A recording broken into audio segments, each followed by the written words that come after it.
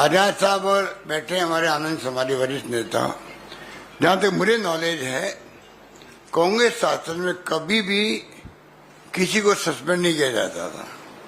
80 से हम देख रहे थे, उसके पहले भी 80 से हम देख रहे थे 12-12 दिन तक पार्लियामेंट नहीं चली है, तब भी किसी को बाहर फेंकने की बात ही नहीं होती थी। आज इन्होंने मजाक बना रखी है। ये तमाम जो स्थिति बनी है देश के अंदर, इससे पूरा देश इतना घबरा हुआ है, चिंतित है, और इनको ये घमंड है कि देश इन बातों को भी सपोर्ट कर रहा है, क्योंकि इन्होंने अपने वादे तो भुला दिए। मेरे पास बहुत लंबी लिस्ट है जहां पर 2014 के चुनाव के अंदर जो कैंपेन चला था, वो बातें तो लोकपाल भी हो, चाहे वो ब्लैक मनी लेके आएंगे, वो सरकार बनते ही जो SIT बनी थी सुप्रीम कोर्ट के जज के अध्यक्षता में,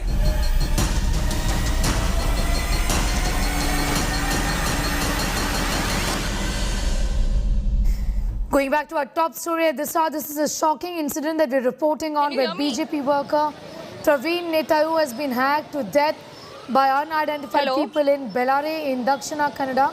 Priyanka has more details on that. I'm going to go straight across to Priyanka. Priyanka, if you can hear me, what are the updates that you can share with us at this point in time? Hello.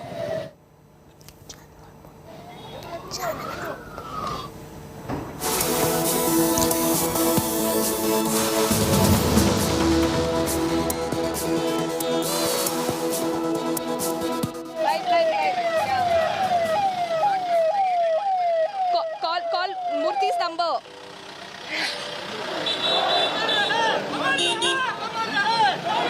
Worker Praveen Netaru has been hacked to death by unidentified people in Bellary in Dakshina Kannada. 3 assailants came on Kerala-born bikes, attacking him. After the murders, the killers abandoned the bike and escaped in a car.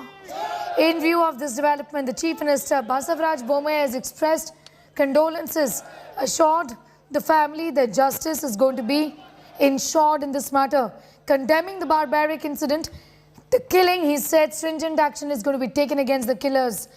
Right-wing groups have given a call for Bandh in Sulia and Puttur Taluk in Dakshina Kannada.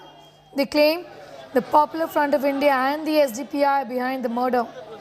Police have formed 5 special teams and have rushed another team to Kerala. Locals, meanwhile, are claiming the murder was in retaliation of the Muslim youth murder in the Bellary area. Dakshina Kannada SP has, however, denied revenge killing, saying no evidence has been found to that effect in the last 24 hours. Going straight to Priyanka for more details on that. Priyanka, what more can you tell us at this point in time?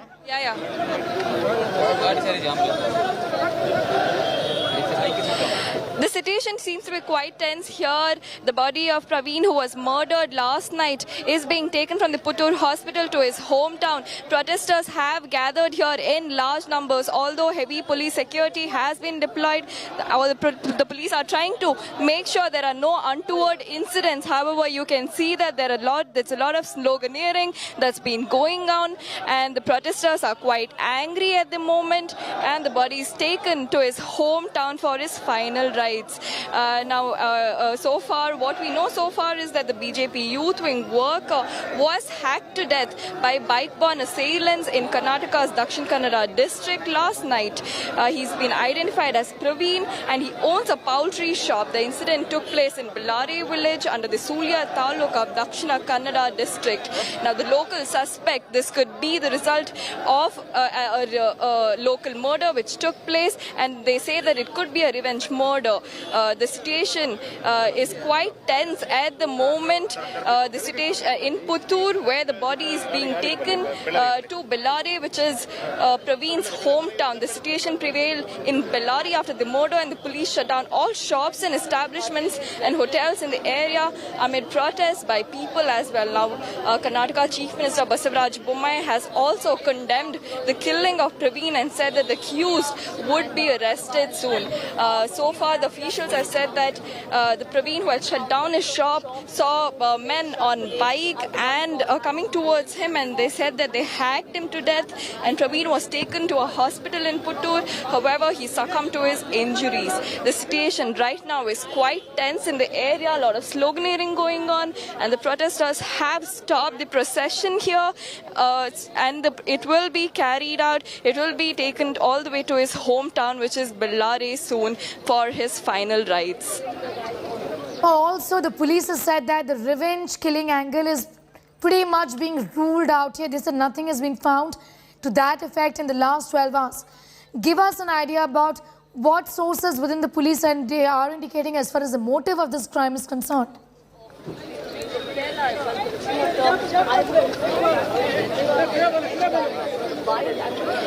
So far, the police haven't revealed anything much so far. The locals, however, the locals and the police suspect this could be a revenge murder. A Muslim man from neighboring Kerala was murdered in the Dakshin Kannada district, and the police suspect that Praveen could have been murdered as a result of that. However, we are yet to hear from the officials. An official statement is yet to be released by them. So far, as you can see, the procession is being carried from the Puttur hospital here in Dakshina Kannada district to his hometown for his final rites. Protesters and his family members have gathered here in large numbers. Shops and establishments have been shut down, and the situation is quite tense and volatile at the moment. Police have been leading the protest march. However, there's a lot of sloganeering going on as well. We'll have to wait and see. We're yet to receive confirmation from the officials on what exactly happened with the murder, if the bike-burn assailants were actually people from Kerala, and if it had anything to do with the murder of another Muslim youth who was killed a few days back. Priyanka, take us to the details of the manner in which security has been beefed up in this entire area because the police is anticipating a law and order situation. Also, the border areas, the security has been tightened. The police have said that the heavy security has been deployed in the Dakshina Kannada districts and the bordering areas as well. Additional police has been deployed, and the district administration is on high alert to ensure that the situation is under control. A police team has been formed to head investigations, and leaders are expected to visit the deceased BJP workers' house. Although the security has been beefed up, the situation is quite volatile here. As you can see, protesters have gathered here in large numbers, although police are trying to make sure that there are no untoward incidents. We'll have to wait and see. Right now, the procession is being carried out from the Puttur hospital to Praveen's hometown, Bellary, for his final rites. We're getting you all the details, and as far as the investigations are concerned, the police has indicated that there is a possibility that this is not a revenge killing, but that is still being investigated. Also, Priyanka, in which direction are the investigations headed? If you could tell us a little more about that as well.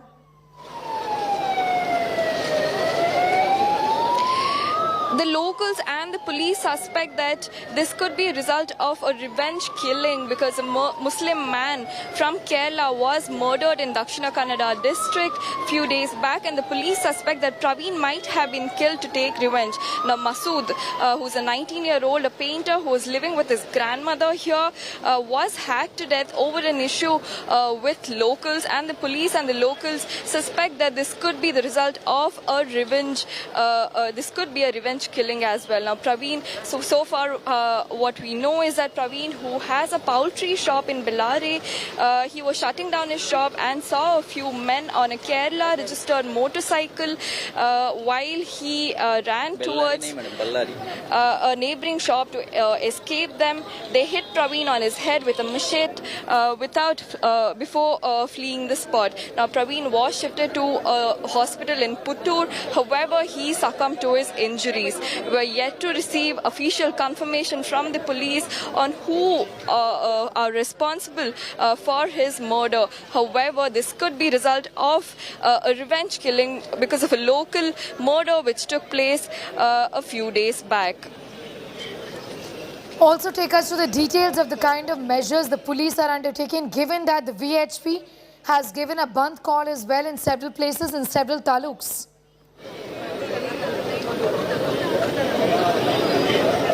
Right, bandh call has been given by right-wing groups in the area, and in bandh has been imposed in the neighboring areas as well. The situation is quite volatile, as you can see. The security has been beefed up and the additional police has been deployed in the area. The district administration is on high alert to ensure that the situation is under control, while a police team has been formed to head the investigation, and they're making sure there are no untoward incidents in the area. As you can see, all the shops, hotels and establishments in the neighborhood have been shut down as well. The situation is definitely volatile right now. The protesters have blocked the procession at the moment. It's on its way. The body is being taken from the Puttur hospital here to Bellary, which is the hometown of Praveen, who was murdered last night. Security teams have been dispatched to Kerala as well, Priyanka.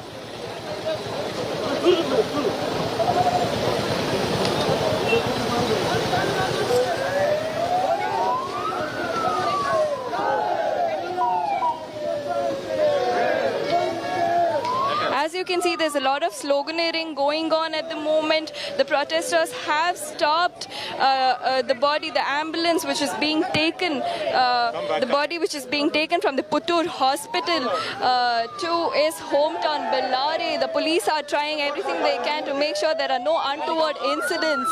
The body is being taken from the Puttur hospital to his hometown. The situation is quite tense. Security has been beefed up. The protesters, however, seem quite agitated and angry, and there's a lot of sloganeering going on. The family and relatives a while back were quite upset that the local leaders did not visit the family at the hospital. However, the local leaders have assured the family that they will meet them at their hometown.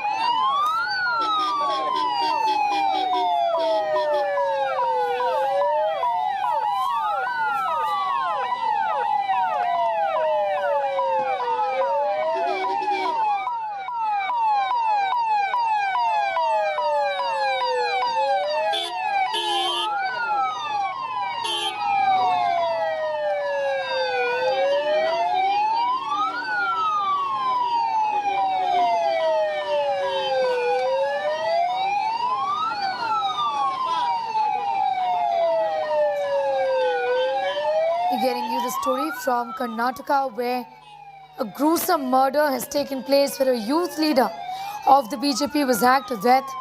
A special police team has been formed to trace the accused. The accusations are that this indeed is a hate crime. It is a revenge killing. Though the police have said that there is nothing to prove it just yet, but the investigations are on. Praveen Netru was hacked to death with lethal weapons by unidentified people on a bike in Karnataka's Dakshin Kannada. This happened on Tuesday. 5 special police teams have been formed to nab the accused. Here's what the police has said. JDS leader Tanveer Ahmed is now joining us. Your reaction to these unfortunate developments in the state of Karnataka, which has the potential to throw the law and order situation out of control there? Ma'am, absolutely, law and order situation here in Karnataka was never in control after Mr. Bommai took over. Because we all know that incidents like this are very sad incidents which are quite common in Dakshin Karnataka region. So rather than politicizing this entire issue, but there has to be a question which definitely we need to ask the Home Minister and Honorable Chief Minister, what exactly is happening to Karnataka? Why is this kind of, see, recently Harsha was murdered, and now this gentleman. This is very, very sad incident. So Karnataka never had a Chief Minister so weak ever. So Mr. Bommai definitely need to really, it's not about politicizing and taking up brownies before election. Now he needs to repose the confidence of common Kannadigas in Karnataka, bringing law and order situation into control, ma'am. Popular Front of India is being suspected here once again.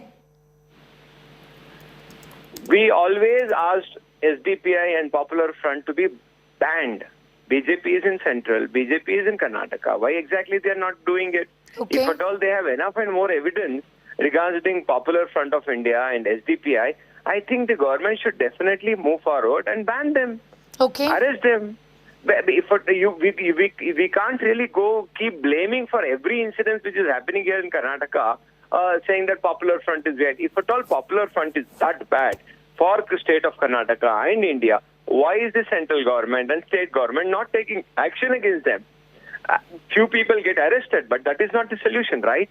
The solution would be larger solution. Let them ban them. Okay. I mean, that is exactly what, if Popular Front is that bad, definitely they need to be banned. But however, hiding behind the garb of blaming Popular Front every time and not taking any significant action, it really shows that government is absolutely not interested to take actions for incidents like this because it gives them political benefits. All right, Tanveer Ahmed, thanking you for the moment for your views on that story. Ban the Popular Front of India is what the JDS says if they are behind this. So just arresting a handful of people is not good enough. You should ban the organization in its totality, not just that ban the SDPI is what the JDS is saying right now. Remember, the police has said that whether this is a hate crime or not and whether this is a revenge killing or not, that is something that is being looked at. The investigations are underway. The role of the Popular Front of India and the SDPI is being suspected here. The men who killed Praveen came on a bike with the Kerala number plate. The police team has also been dispatched to Kerala to investigate this entire matter, is what we've been given to understand. A BJP Yuva Morcha worker, Praveen Nataru, was hacked to death with lethal weapons by unidentified people on a bike in Karnataka's Dakshin Kannada. This happened late Tuesday evening. Security has been tightened in Bellare village of Dakshin Kannada district in wake of this incident. Priyanka has more details on that. I'm going to go straight to her for the latest updates and the pictures that she's getting for us. Yes, Priyanka. The body of Praveen, the BJP Yuva Morcha leader who was murdered last night, is being taken from the Puttur hospital to his hometown Bellare at the moment. As you can see, there's heavy security deployment in the area. The police are trying to make sure that there are no untoward incidents. However, there's a lot of people have gathered here in large numbers and the procession is underway. Local establishments have been shut. All the hotels and all the shops have been shuttered down by the right-wing groups here. Remember, the murder took place last night. A tense situation prevailed in Bellary after the murder and the police shut down all establishments amid protests by people. Now, the deceased Praveen Nataru is a BJP Yuva Morcha worker who owned a poultry shop in Bellary. The incident took place last night around 9 p.m. The police have said so far. Now, according to officials, Praveen had shut down his shop and saw two men on Kerala registered motorcycle coming towards him. While he tried to escape, he was hacked to death before the assailants fled the spot. Praveen was later shifted to a private hospital where he succumbed to his injuries. Now you can see the situation is quite tense here in Puttur, where the body of Praveen is being taken to his hometown. We've seen what happened during Harsha's murder in Shivamogga, and there were a lot of stone pelting incidents which were reported. The situation had turned volatile and there were incidents of stone pelting. So the government is trying to ensure that there is no chaos and stone pelting right now. Now this murder has also taken place just a few months after Harsha's murder in Shivamogga, which had grabbed national headlines. The Home Minister has also taken stock of the situation. The Chief Minister has condemned the incident and said that those responsible for his murder will be taken to task. Now, the Home Minister has also said that he's spoken to the police officers and is closely monitoring the situation. The police have also formed a team to investigate the incident. They've also said that security has been deployed in the neighboring areas, neighboring districts and the states as well. All right, Priyanka, I'm going to come back to you for more on that in a few moments from now. We're keeping a close eye on all of those developments from the state of Karnataka. For the moment, it's time for a quick commercial break. Here on the other side, round 3 of Sonia Gandhi's grilling by the Enforcement Directorate in the National Herald money laundering case. Congress to once again hit the streets. We're getting you those details in just 2 minutes.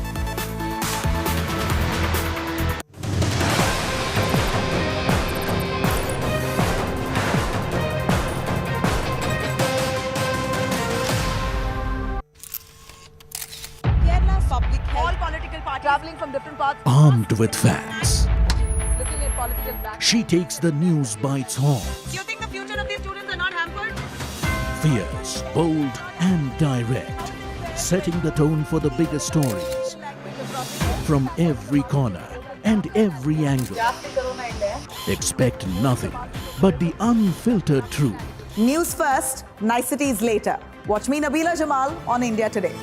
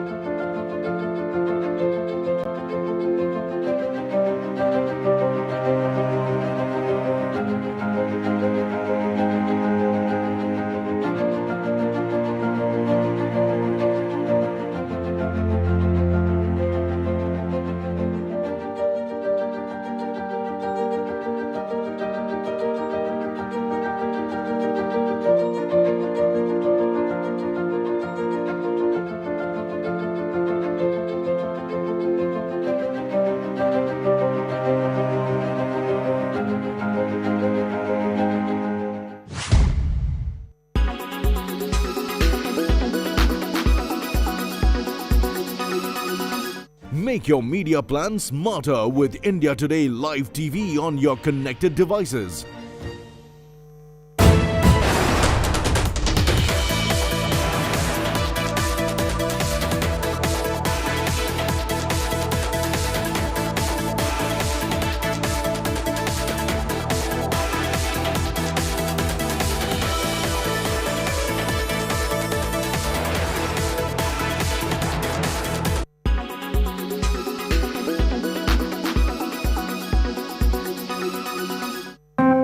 With the very announcement of his relationship status, he broke the internet. Lalit Modi is a well-known businessman and best known as the father of IPL. But you know all about his relationship status?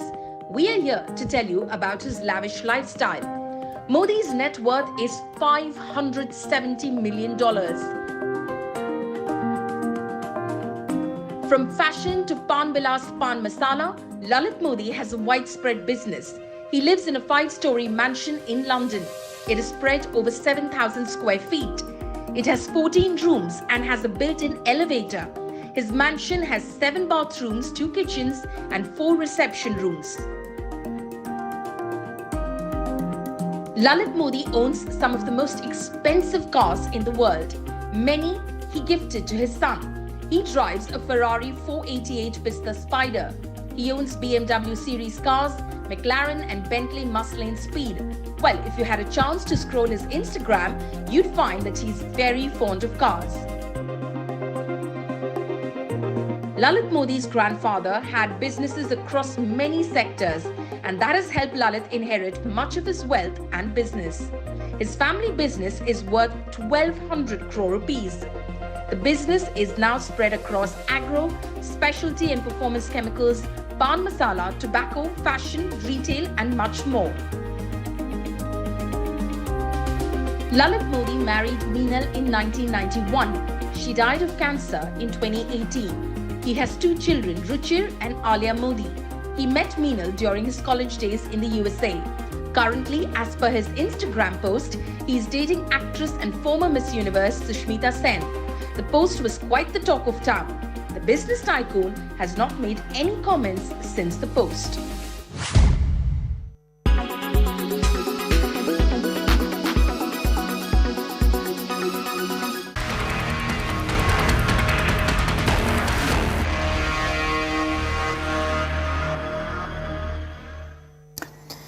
Going across to some news just coming in, Congress workers are stopping a train in Borivali in Mumbai.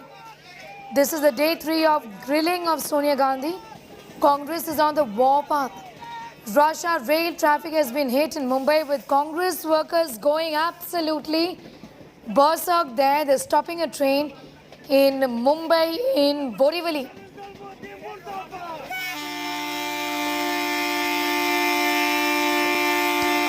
Mustafa has more details on that story. Rush hour train traffic there being disrupted. Lots of people being brought to inconvenience because the Congress is not allowing this train to move.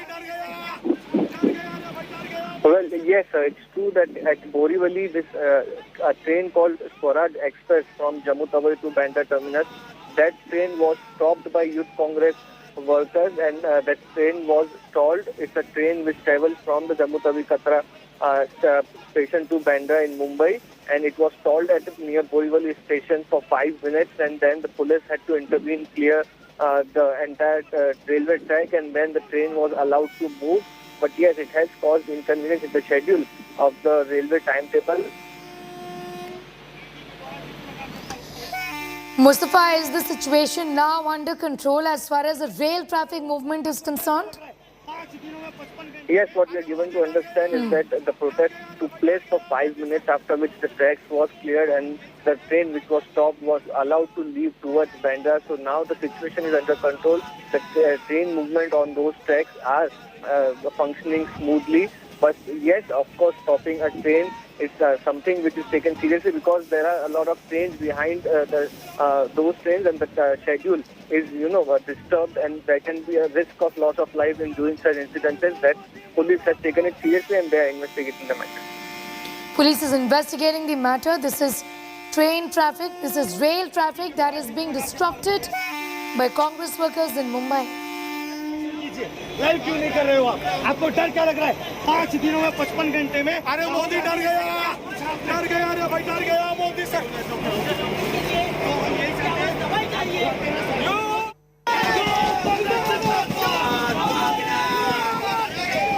Shifting focus back to Karnataka, where a young leader, youth leader of the BJP was hacked to death late Tuesday evening. The police is investigating the matter. The role of the SDPI and the Popular Front of India is suspected in this entire case. Now, this is a very, very shocking incident. The Chief Minister has taken that justice is going to be ensured as far as the murder of Praveen Netaru is concerned. This by unidentified people in Bellary in Dakshina, Canada. 3 assailants came on a bike with Kerala number plate, attacking him with lethal weapons. After the murder, the killers abandoned the bike and escaped in a car. In view of this development, the Chief Minister has expressed... Mr. Basavaraj Bommai, sir, your Karyakarta has been murdered in Mangalore. What action is the police doing right now? So how is the investigation? Police is already strong in action. SP is also there in the spot, and they have been constantly in touch with Kasaragod SP because it's a border. The way it has been done, it shows a very, very pre-planned and organized thing. We have taken it very seriously, and we are hopeful to nab as soon as possible. all things what is to be done is done. Some of the things you can't express it now. So some Things will be done. some communal angle also is being looked after because locals are claiming PFI, SDPI might be behind. Probably once the culprits are caught, the whole thing will be known clearly. But at the outset, it's an organized one. So last thing, you'll also speak to the Kerala CM. Home Minister said you'll also speak to him to get there also join in. Our DG has already spoken to Kerala DG. Our SP, Mangalore, has spoken to Kasaragod SP. If need be, I'll speak. Thank you so much. Chief Minister in exclusive conversation with India Today talking about the investigations, saying that the police is doing its job. Remember, a special police team has also been sent to Kerala. These men, unidentified men, came on a bike, killed Praveen and then fled in a car. The bike had Kerala number plates. In fact, the bikes had Kerala number plates. The Chief Minister has condemned the murder and said that stringent action is going to be taken against the killers. Right-wing groups have given a call for a bandh in the Sulia and Puttur Taluk in Dakshina Kannada. This is the VHP, claiming that PFI and SDPI behind the murder. Police have formed 5 special teams and have rushed another team to Kerala. Locals, meanwhile, are claiming that the murder was in retaliation of Muslim youth murder in the Bellary area. Dakshina Kannada SP has, however, denied the revenge killing, saying that there is no evidence that has been found in the last 24 hours. 5 police teams have been formed to nab the accused. Out of the 5, 3 of them have been sent to Kerala and Madikeri and Hassan in Karnataka, is what the District Superintendent of Police has said.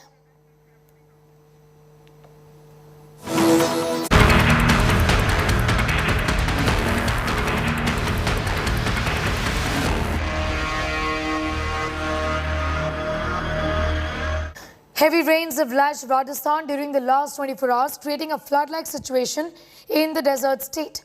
The torrential rain started in Jodhpur and surrounding areas from 7 p.m.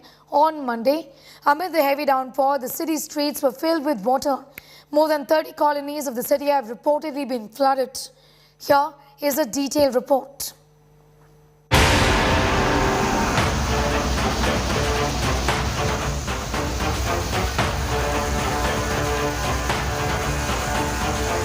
Rajasthan pounded by heavy rains. And if the skies have exploded, the streets are flooded and houses filled with water. Even cars can't stand the strong current. Vehicles were washed away at multiple locations.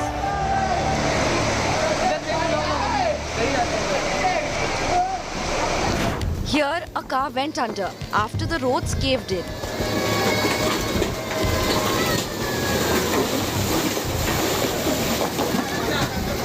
And for this kid, it sure wasn't the joyride he asked for.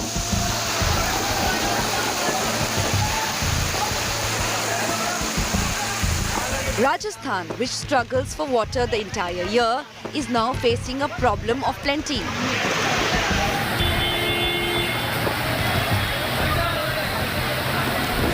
Hours of rain wreaked havoc on Jodhpur. The whole city is submerged. बारिश बहुत ज़्यादा ही ऐसी बारिश मैंने ये जोधपुर अंदर पहली बार देखी है और लगभग ये 25-30 टमाटर क्रेटा और 5-6 क्रेट बचा बाकी सब सारा गेट के बाहर चला गया कोई व्यवस्था नहीं है 4-4 फीट पानी भर गया था पूरा कच्चा मंडी से पूरा पानी इधर ही आ गया था और सब व्यापारियों का जितना भी व्यापारी है 100-200-500 कमाने वाला उनका सबका माल बह गया चला गया माल टैक्सी है गाड़ियां सब डूब गया है माल मंडी में आज बहुत ज्यादा हालत खराब है जोधपुर में Jodhpur's mandi has turned into one big lake. ये पूरी मोटरसाइकिल गाड़ियां सब डूब चुकी है बहुत ज्यादा हालत खराब है 2 people were trapped after a car submerged in the railway underpass on the Ajmer road in Bhilwara. The struggle to save lives went on for a long time. With the help of local people, somehow both the people in the car were pulled out. A passenger bus in Bhilwara met with similar fate. bus full of passengers got stuck in a drain. All 30 passengers on board were rescued and pulled out. The rains have flooded Bhilwara. At some places, the water is touching the first floor of houses. A few days of relentless rains have brought down the cities of Rajasthan down on their knees. Bureau Report, India Today. That report and much more going up on our website as well. That's indiatoday.in. You can also download the India Today app. News continues in just 2 minutes.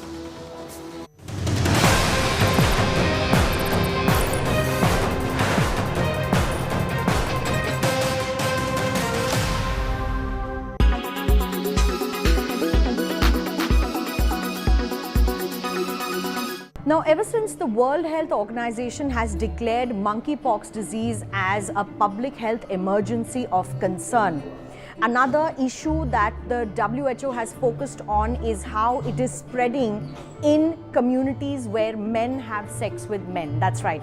The LGBTQ community has been targeted as a high-risk community where the monkeypox infection is currently spreading.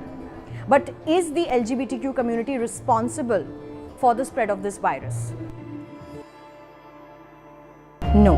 In fact, experts say that sexual contact happens to be one of the ways through which monkeypox can spread through bodily fluids, but it is a contagious disease, so it can spread via touching. If a person comes in close contact with someone who has contacted the virus, if a person touches skin lesions or scabs of someone who has been infected with monkeypox, in dirty linen and bed sheets, and also the healthcare workers who are actually taking care of such patients across the world. Any person who has skin is naturally at the risk of getting the infection, because skin to skin contact, where the active skin lesions are the mode through which the infection spreads predominantly. Ever since the outbreak happened in African countries where it is an endemic, monkeypox has not spread as far and wide. But like it happened in the United Kingdom, 2 men were found to be infected with the first cases of monkeypox being reported in the month of May this year. After that, the WHO has said that more than 16,000 cases are being seen across. India also has about 4 cases. Another case has also come to light of monkeypox. But there's no travel history of a recent person who has tested positive. As we said, that sexual contact happens to be one of the ways through which monkeypox can spread, but it can also spread through touching and very close contact with the lesions and scabs on someone's body. Although it is found in men who have sex with men as the highest risk group, it's not limited only to them. The problem is that the stigma associated with gays, lesbians and bisexuals is very high. If someone from this community contracts this disease, they most likely will not come out and speak about it, because experts say that it is an indirect disclosure of their sexual identity, which is why many will remain unreported, as is happening internationally across many countries, which is why the stigma needs to be removed. We need to be very careful that this is the time when many people start stigmatizing those who have infection, since mothers can also transmit this to babies.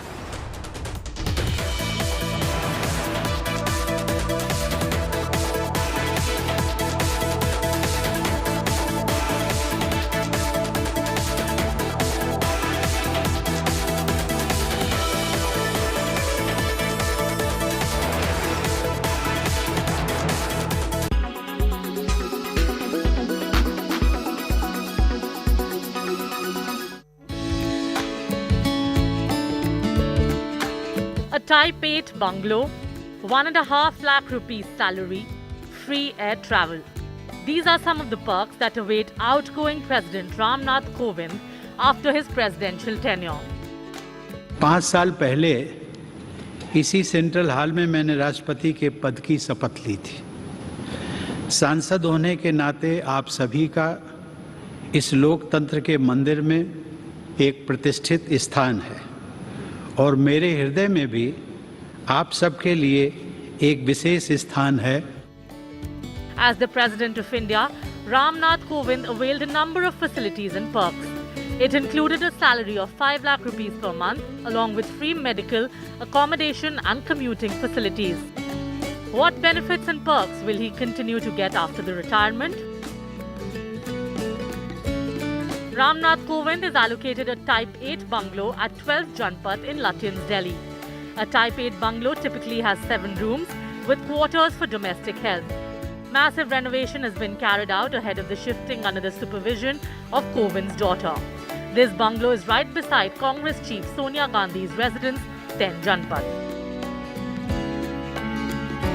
Currently earning a salary of 5 lakh per month, outgoing President Ram Nath Kovind will receive a pension of 1.5 lakh rupees per month after retirement. This amount is decided by President's Emoluments and Pension Amendment Act 2008. Before the 2008 amendment, the pension amount was 50,000 rupees. Bharat की जनता ने आप सबके माध्यम से मुझे राष्ट्रपति के रूप में चुनकर देश की सेवा करने का अवसर प्रदान किया। इसके लिए मैं देशवासियों का सदैव आभारी रहूंगा। As per the rules, the outgoing president is also entitled to 1 private secretary, an additional private secretary, 1 personal assistant and 2 peons. He is also entitled to office expenses amounting to 60,000 rupees per annum. As former President, Kovind will also be given 2 landlines, a mobile phone, broadband and internet connection. His wife Savita Kovind will also be given 30,000 rupees a month as secretarial support. Apart from this, Kovind will also not have to pay for electricity and water. Kovind, who rode in a bulletproof Mercedes during his tenure, will also be given a car and a driver. President Kovind will also get free medical treatment for the rest of his life post-retirement. He can also avail free first-class rail tickets and flight tickets for travel for the rest of his life. Kovind, who was guarded by the President's bodyguards and the National Security Guard, will also be provided the security of Delhi Police.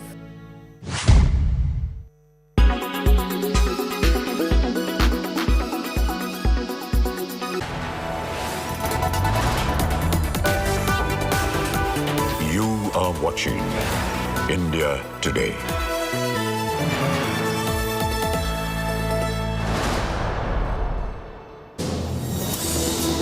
Hello there, very good morning. You're watching India Today TV. I'm Sneha Mordani. Let's get you the headlines in this edition first.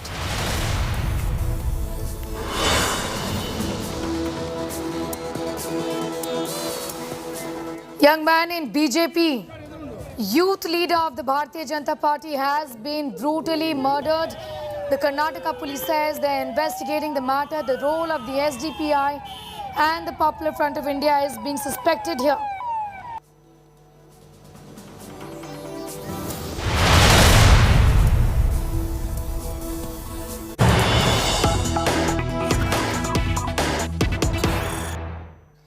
Going straight to these pictures coming in from 10 Janpath, where the Congress president is leaving her residence right now. She is to be investigated by the ED once again in the National Herald case. On your screen, pictures of Sonia Gandhi. On the right side is Priyanka Gandhi Vadra, daughter. Sonia Gandhi leaving for the ED office for the 3rd day of grilling, even as Congress workers continue to protest in different parts of India.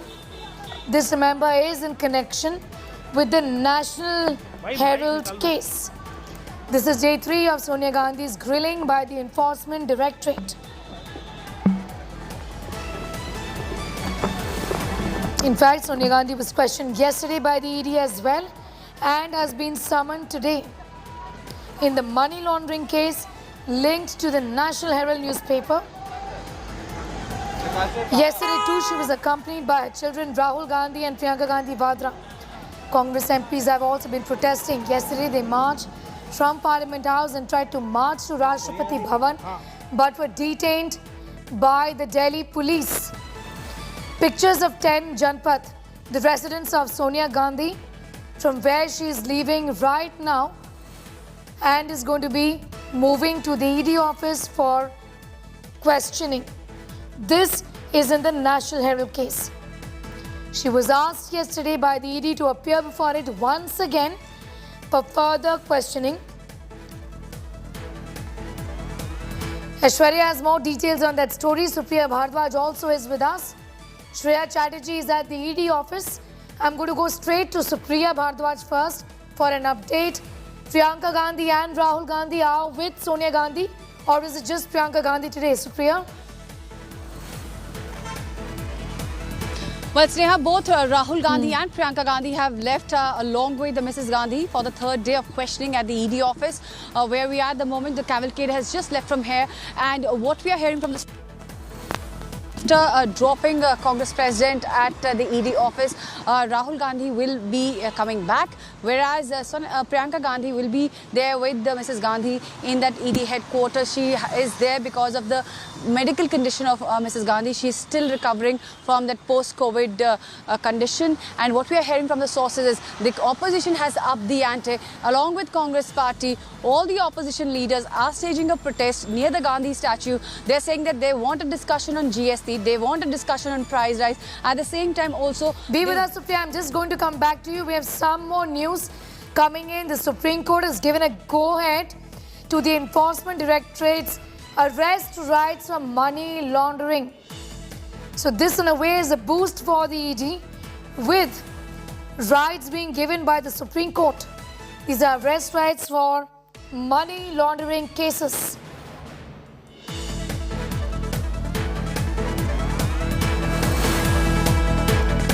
Going back to the matter as far as Sonia Gandhi is concerned and the questioning in the National Herald case is concerned, remember, she's been questioned on two important aspects so far.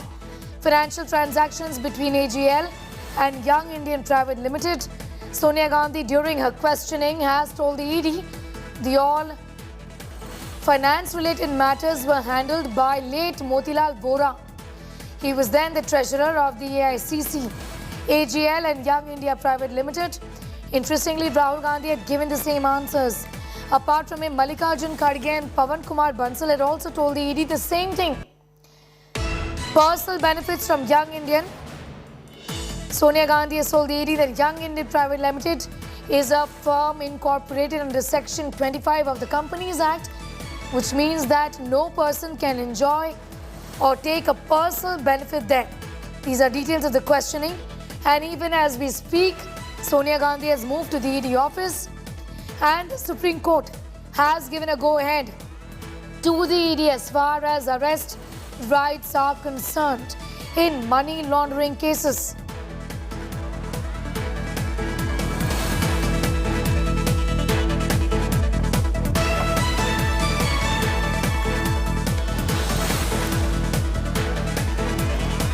The Enforcement Directorate is all set to question Sonia Gandhi once again in the National Herald alleged corruption matter. Meanwhile, the Supreme Court was hearing a plea. The admission was about the ED wanting rights, arrest rights for money laundering cases, and that has been granted today to the ED. In a sense, it's a boost to the centre. As far as the details of questioning of Sonia Gandhi is concerned, here's what we have for our viewers. Sonia Gandhi has been questioned on two important aspects so far. One round of questioning was yesterday. The other one was on the 21st of July. Financial transactions between the AGL and Young Indian Private Limited. Sonia Gandhi, during her investigation, has told the ED that finance-related matters were handled by the late Motilal Vora, the treasurer of the AICC, AGL and Young India Private Limited. Anisha Mathur has more details on the story from Supreme Court, where the ED now has got the rights, Anisha, to take matters into their own hands when it comes to arrest in money laundering cases. Well, yes, sir. The Supreme Court has given its judgment just now, and it's a big win for the Enforcement Directorate and for the central government, as the Supreme Court has upheld the validity of various provisions of the PMLA Act, which allow the ED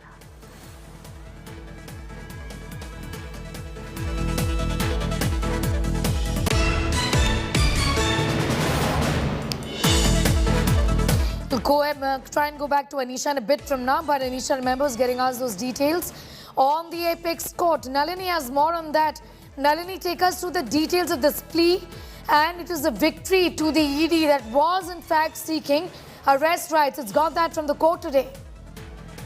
Well, absolutely, Sneha. The ED officials, along with the ED director and the central government, will be breathing a huge sigh of relief because this has been a long pending matter in the Supreme Court, and finally the provisions of the PMLA that were in challenge before the Supreme Court have officially been upheld by a 3-judge bench. This, of course, means that most of the provisions regarding the powers of the ED to investigate cases, to arrest people, to summon them, question them, record their statements, all of these powers have been affirmed and upheld by the Supreme Court, which means that all of the provisions that were under challenge, the plea by the petitioners has not been accepted. The Supreme Court clearly said that money laundering is a standalone offence under the PMLA, and keeping that in mind, the power that has been given to the ED to arrest and the procedure that has been prescribed in the PMLA is not arbitrary. They've specifically upheld the power of arrest and the power of the ED to summon persons, to record their statements. They've also gone ahead and said that supplying a copy of the ECIR, which is the complaint that is filed by the ED before the investigation begins,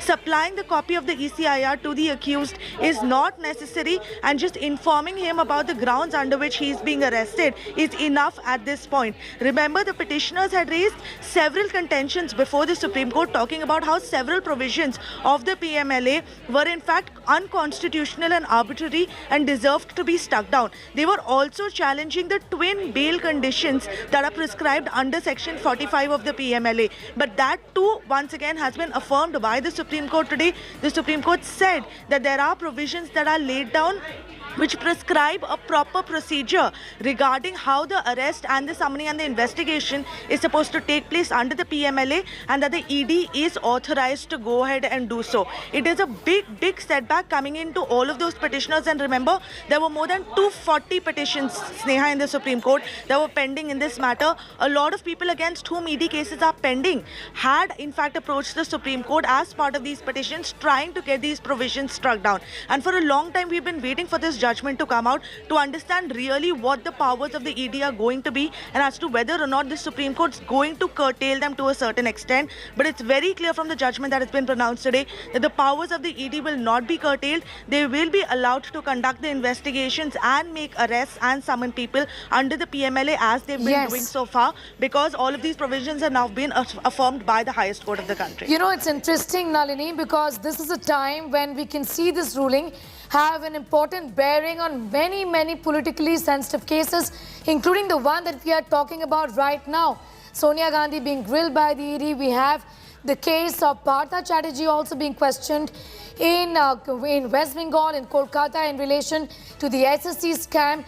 All of that is going to now be extremely interesting developments to watch out for in days ahead, isn't it?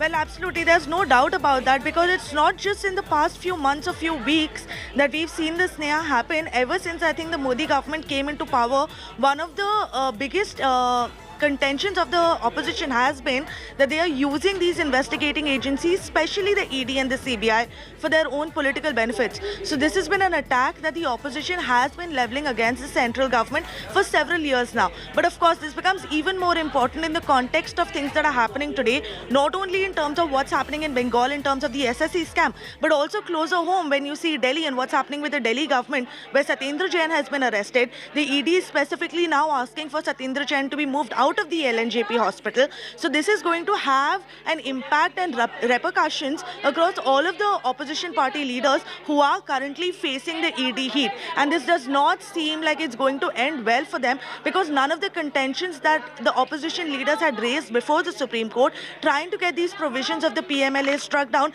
have actually found any ground with the 3 judges who've pronounced this judgment today, which means that the powers of the ED to conduct the investigation in the manner that they've been doing so PIFA, which the opposition time and again has alleged is an illegal way of conducting investigations, and it should not be done in that manner because the procedure itself is illegal. But now this procedure has been affirmed by the top court of the country, where several provisions have now been officially upheld by this bench of 3 judges. They've also gone ahead and said that the specific technical issue regarding the Finance Act being passed as a money bill, which directly, of course, impacts the PMLA, is already before consideration before a larger bench of 7 judges. So that is not something that the Supreme Court 3-judge bench has delved into at this point. It's a matter that's still pending before the Supreme Court. So we can say that the larger aspect of the constitutionality of the Finance Act as well as the PMLA is something that is still up for discussion before the top court of the country. But despite that, at least in the interim, with this judgment now coming in,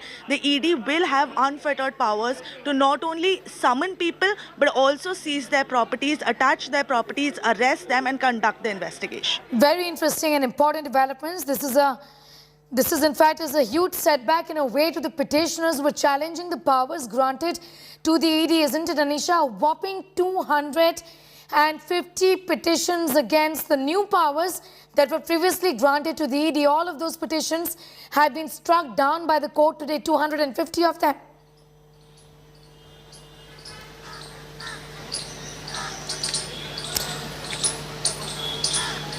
Anisha, if you can hear me, I was talking to you about the 250 petitions that were up before the Supreme Court against the new powers. Okay, I'll put that question to Nalini. In fact, Nalini, we're talking about the number of petitions, a whopping 250 of them that have essentially been struck down today. Absolutely, and it's interesting that considering the number of provisions that were in challenge before the Supreme Court, not one of them has actually found any ground with these 3 judges, despite the fact there were hearings, almost marathon hearings that were conducted for 1.5 months almost, where the 3-judge bench sat almost every day and heard these petitions at length, heard arguments at length. The opposition parties had fielded top legal eagles before the Supreme Court, including the likes of P. Chidambaram, Kapil Sibal, Abhishek Manu Singhvi, Amit Desai, Menaka Guruswamy, who were all arguing for the petitioners in the case, trying to get these PMLA provisions struck down. And on the other side, on behalf of the centre, we only had Solicitor General Tushar Mehta as well as ASG SV Raju, who were representing the centre before the Supreme Court. So the Supreme Court seems to have gone into this, and the reason, Sneha, let me clarify, why the judgment has been pronounced today is because the judge who was heading the bench, Justice C.M. Khanwilkar, is all set to retire on the 29th of July. So that is essentially why we've seen the judgment come out today before his retirement, and this is of course going to lead to huge ramifications on the cases that are already going on that the ED is investigating, because the petitioners against whom cases were pending were kind of hopeful that after the Supreme Court judgment on the PMLA aspects comes out, I beg your pardon, to a certain extent, at least some of the provisions are going to be struck down. So there will be some I'm just going to come back to you for more on that. Gaurav Bhatia, spokesperson of the BJP, is now joining us. Important developments from the court today with several powers, including the ones to attach properties and arrest, have been granted to the ED by the Supreme Court. How do you respond to that? It's a landmark judgment for many reasons. We all know when the ED and other investigating agencies are doing their job, they are being targeted and vilified by the opposition without any substance. So therefore, the Honorable Supreme Court has put a full stop on the controversy that was being raised by the opposition parties. And the Supreme Court has held that the Act and the provisions which have been challenged are constitutionally valid. And there was a lot of hue and cry about the arrest and attachment orders of the EDs, which are in the interest of the nation. That power has also been upheld. And I must also say that the most significant part about the judgment relates to the fact that if there is an admission or a statement is made before the ED, then it is admissible in law.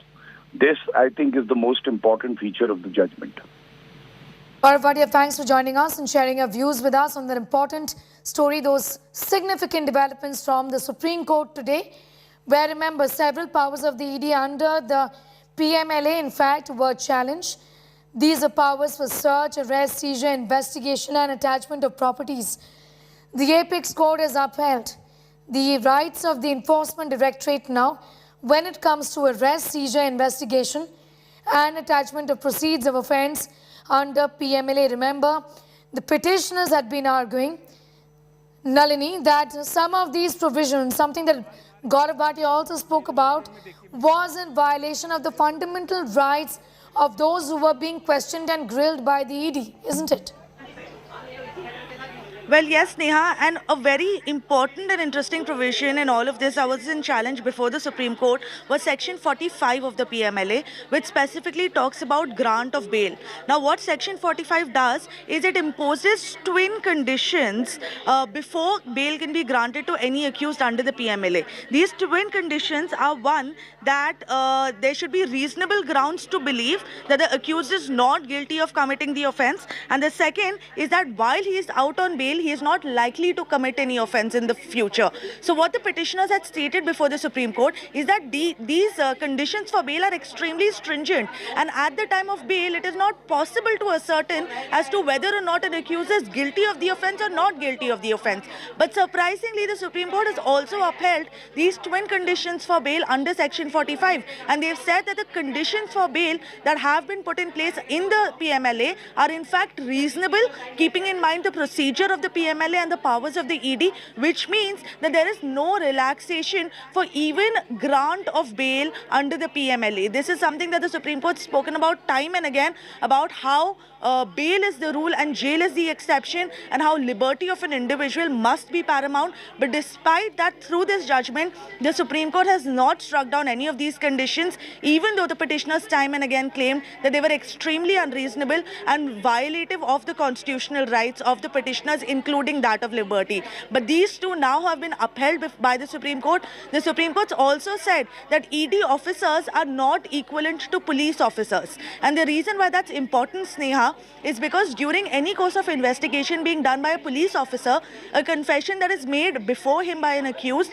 is not admissible as evidence in court. But now with the Supreme Court saying that the ED officers are in fact not police officers or not equivalent of police officers, that means that any confession made before an ED official can in fact be admissible in court as evidence. So this is a massive setback to all of the petitioners, all of the opposition party leaders who were trying to get these provisions struck down. It comes as a massive setback to them, and at the same time a massive boost for the investigating agency as well as the central government to go ahead and investigate further cases of money laundering against opposition leaders and other individuals. Yeah.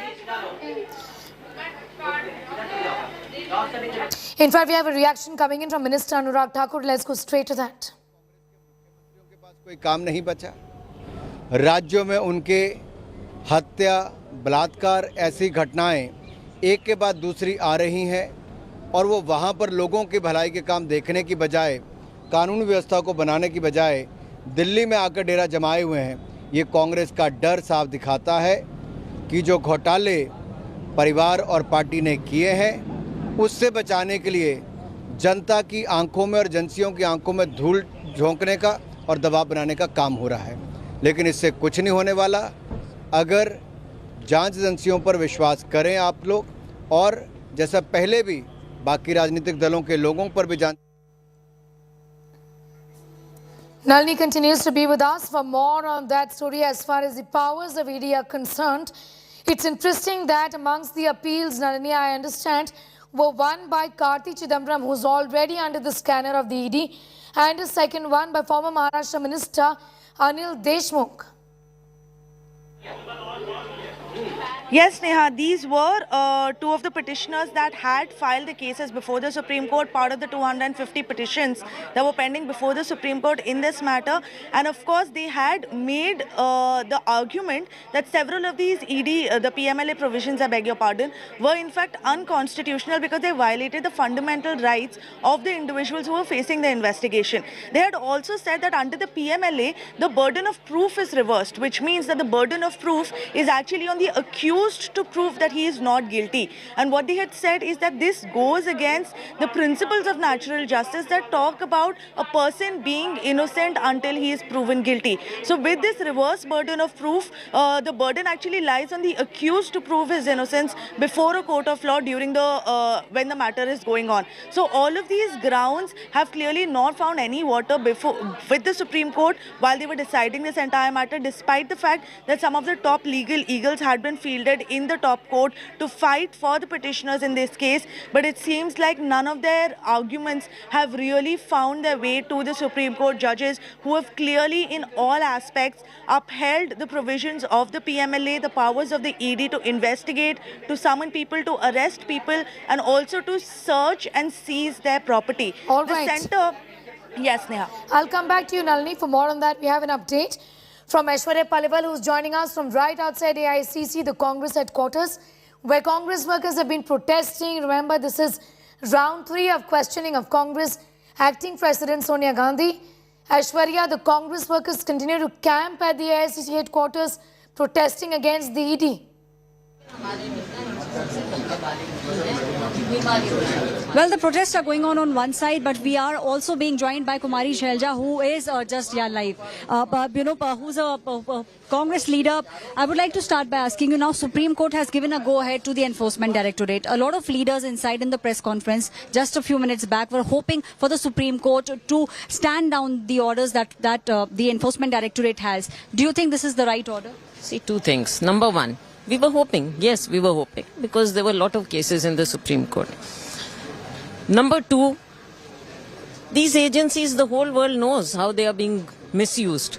But our leaders, Sonia ji and Rahul ji, have not gone to Supreme Court against the agency. Any individual, even today I say that while we respect any verdict of the Supreme Court or any court, there is a right that every individual enjoys under the Constitution. He or she is free to approach the courts anytime they feel. Are you giving a hint that Congress party might go to the Supreme Court again? I said, no. Again, you're using the wrong word. Congress has not gone to the Supreme Court. So the question of going again doesn't arise. But individuals are free to approach the Supreme Court anytime. Do you agree with what the Supreme Court is saying, that the Enforcement Directorate can go ahead in the way in which it has been operating?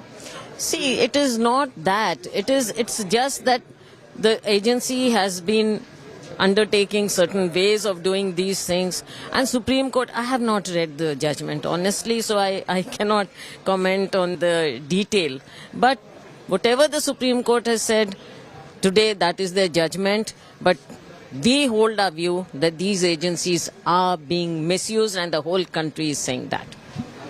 The agency, especially the Enforcement Directorate, is being misused at the moment, and there is a possibility, Sneha, that we could see, especially Karti Chidambaram, going back to the Supreme Court, knocking on the doors of Supreme Court once again. Sneha.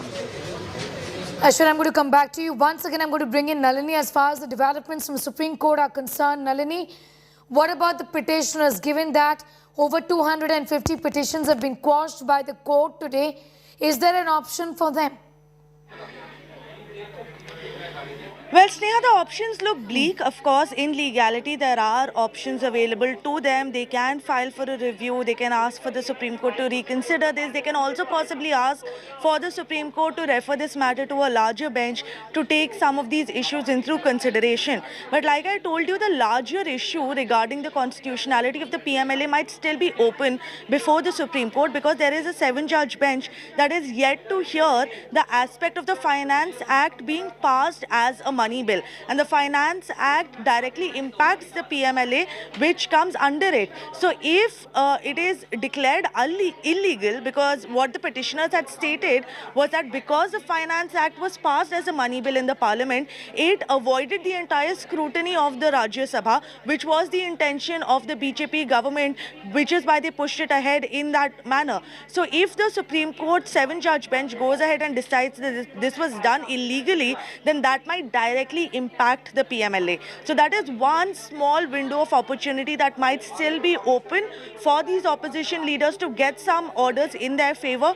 But that's not going to happen anytime soon, because when we are talking about a 7-judge bench hearing a matter regarding the constitutionality of a provision, then that's going to take a very long time for not only the matter to be heard, but also for the Supreme Court to then finally give its judgment. So this is the judgment that is going to be in place, that is going to be binding, at least in the interim, which means that the powers of the ED will continue to remain undeterred. They can go ahead and conduct the investigations in the manner that they are doing so right now. The petitioners, despite the fact that they had claimed that the ED was being misused by the government in power, the Supreme Court doesn't seem to agree with that, and they seem to have said that the procedure that is prescribed under the PMLA is enough for the ED to investigate the cases in accordance with that procedure. They've also gone ahead and said that the conditions that are imposed for bail under the PMLA are extremely reasonable. They are not arbitrary, as was being claimed by the petitioners, and that the ED has the power to go ahead and also record the statements of the people that are appearing before them, and those statements can be admissible as evidence before a court of law. So some very big observations have come in from the Supreme Court in this judgment, which is no doubt going to boost the ED to conduct the investigations in a more efficient manner than they already are, because now they have the backing of an order from the top court of the country that gives the validity to all of the provisions of the PMLA that have been in challenge before the Supreme Court. For several months now, whenever you ask an opposition leader about this, they often tell you that the matter is sub judice. The Supreme Court's yet to pronounce its judgment, so they don't know yet what will happen. But now the Supreme Court in very clear words has stated that all of the powers of the ED to arrest people, to summon people, are upheld. They have been affirmed by the top court. So that excuse of the matter being sub judice and the judgment being pending before the Supreme Court is not something that the opposition leaders can continue to use. They will have to cooperate with the investigation of the ED in any and every case that is filed against them. And they will have to follow the procedure that is laid down under the PMLA to try and get any relief, even bail or acquittal in the cases that have been filed against. Yes, Nalini, very important developments, but particularly I want to talk to Anisha about a significant order of the court, talking about the fact that the ED officers aren't police officers, so there is a difference. If during the course of investigations, the person who's being questioned by the ED says something that is going to be treated as recorded evidence in that sense, a recorded statement in that sense. Anisha, how do you read this order as far as this particular suggestion is concerned? Well, Sneha, this is a very clear order by the Supreme Court, and all the powers of the ED have been upheld. Now, we've seen the kind of opposition to all of these issues, the kind of arguments that were made in the court. The opposition parties have been saying that the ED is being misused, that the ED is calling people for questioning. They don't clarify whether a person is being called for questioning as a witness or as an accused, that a person who's being questioned by the ED, any statement they made before the officers, that statement is taken as evidence in the trial as well, that the bail provisions are extremely strict. All of those arguments have been dismissed by the Supreme Court. Very clearly, the court has said that the ED officials are not police officers within the meaning of the CRPC, which means that they can question the investigation, but at the same time, the investigation or inquiry is an investigation within the meaning of the Act. Now, this both these statements taken together basically mean that the ED officer can call somebody for questioning, they can record the statement, and that statement will be used as evidence in a trial. And the ED is I'm coming back to you for more on that. We have a reaction coming in from JP Nadda, the president of the BJP. Let's go straight to that. Court has just now upheld the PMLA and the ED's jurisdiction, and the Supreme Court has said very clearly that they have that jurisdiction, and PMLA is within the ambit of the legal the ambit in which it is working. It has been upheld by Supreme Court, and we should respect the Constitution, we should respect the law, and we should respect the law of the land. Sir, also one question. Court has just now upheld the PMLA and the ED's jurisdiction, and the Supreme Court has said very clearly that they have the jurisdiction and PMLA is within the ambit of the legal the ambit in which it is working. It has been upheld by Supreme Court, and we should respect the Constitution, we should respect the law, and we should respect the law of the land. Sir, also one. Everyone should respect the law of the land is what the top leadership of the BJP essentially are now saying. Remember, this has got to do with an important ruling at the Supreme Court today. Nalini, in fact, continues to be with us. Nalini, take us through the details of the petitions that were before the Supreme Court, over 250 of them that have been quashed today when it comes to challenging the powers of the Enforcement Directorate. Well, Sneha, there were several provisions that were under challenge before the Supreme Court. Let me take you through a few of them to really understand what all the petitioners had stated in their petition. Number one, they had said that the definition of money laundering is not described properly in the provision, because what they said is that money laundering should be considered only when illegitimate money is converted into legitimate money. On the other side, they've also said that the definition of money laundering should be restricted. But the centre on the other side had actually argued that money laundering is a standalone offence, and even if proceeds of crime are kept in somebody's possession or concealed from the authorities, then that too would amount to money laundering. In that case, it seems like the Supreme Court has agreed with the centre, but the Supreme Court also echoed the same words that in fact money laundering is a standalone offence. They had also challenged the powers of the ED to summon people, saying that there is... Coming back to you for more on that, Nalini Sharma, Justice R.S. Sodhi is now joining us. Thank you so much for your time. How do you respond to what the court has said today while upholding the powers of the Enforcement Directorate when it comes to arresting those whom they feel are deemed fit to be arrested, and also with regards to attaching their properties? The powers of the ED essentially have been upheld today by the Apex Court. You see, as far as the Supreme Court is concerned, the Supreme Court adjudicated on the power. Now, the power of the ED has been upheld. Yes, it has the power to arrest, it has the power to summon, and also the offences for which they were wanting a narrow interpretation. The court has not agreed.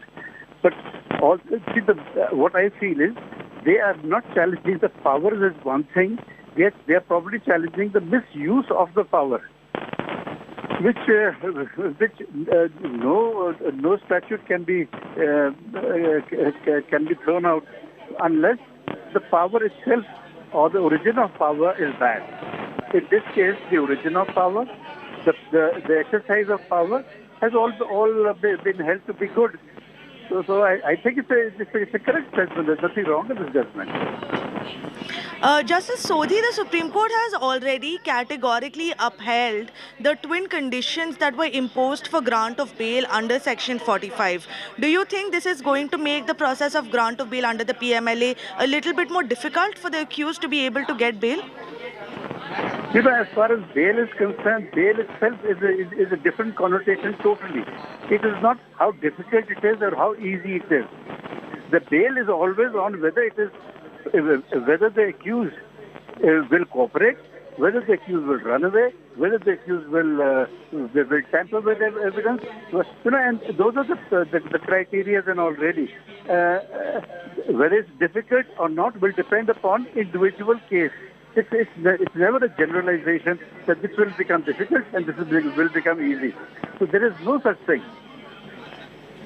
Another very important thing that the Supreme Court has said in its judgment is that ED officers are not police officers, which means that any confession made by an ED officer would be admissible before a court of law. How do you think that this is going to impact the investigations as well as the cases that are going on in the courts regarding ED cases? You know, this is not a new interpretation. The Supreme Court has already held that these people are not police officers, and therefore statements made to a non-police officer is admissible. But admissibility of the thing is like every other fact that has to be proved.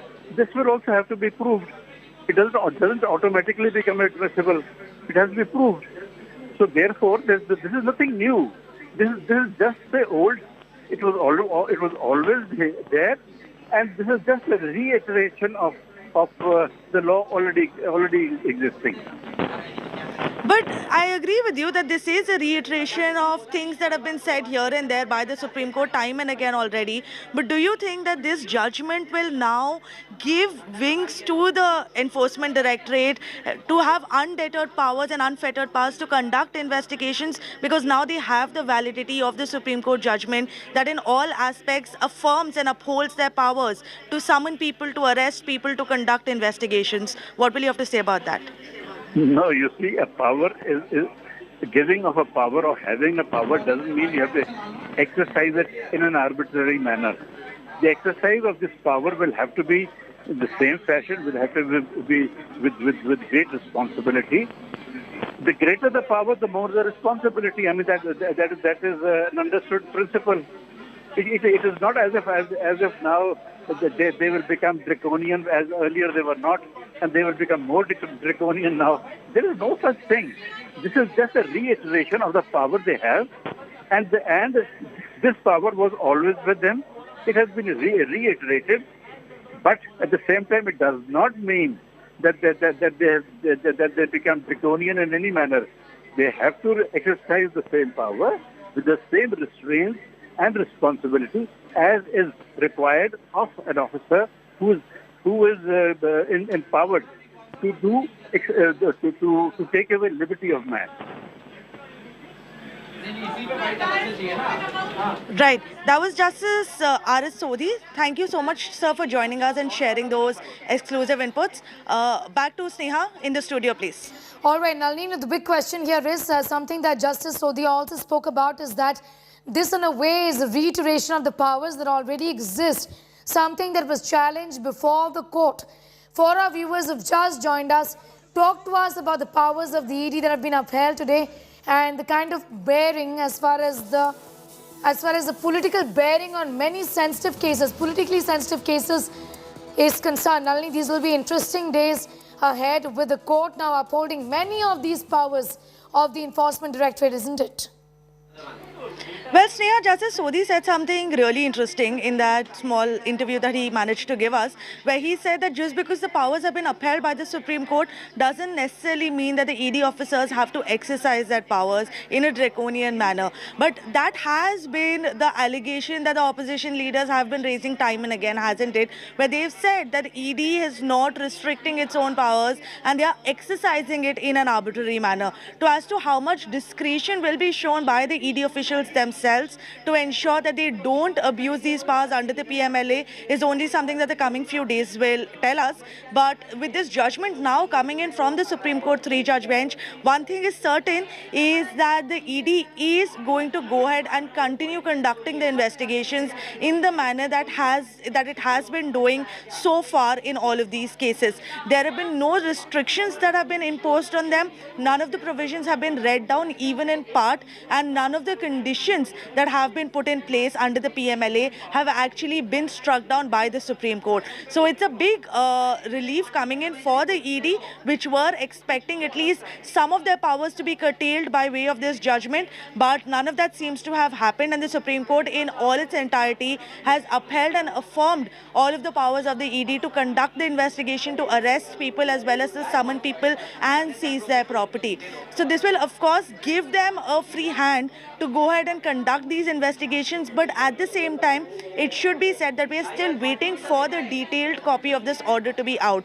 So it might be likely that the Supreme Court might have shared some suggestions or some observations on the aspects of liberty and the power of officers to arrest in criminal cases, because time and again, even in the recent past, we have seen the Supreme Court, several benches come out and talk about how the power of arrest needs to be used sparingly and not as a draconian measure. They've also said that the liberty of an individual is paramount, and that an investigation should happen in a manner where a person is arrested only as a last resort. When there is no option left, if he might interfere with the investigation or the evidence, only in those cases he must be arrested. But the Supreme Court in this judgment, by virtue of upholding the powers of the ED under the PMLA, has not aligned with any of these previous observations that have come in from the Supreme Court regarding arrests. Because what they've said is that the twin conditions for bail are in fact reasonable, and they are very stringent conditions, Sneha,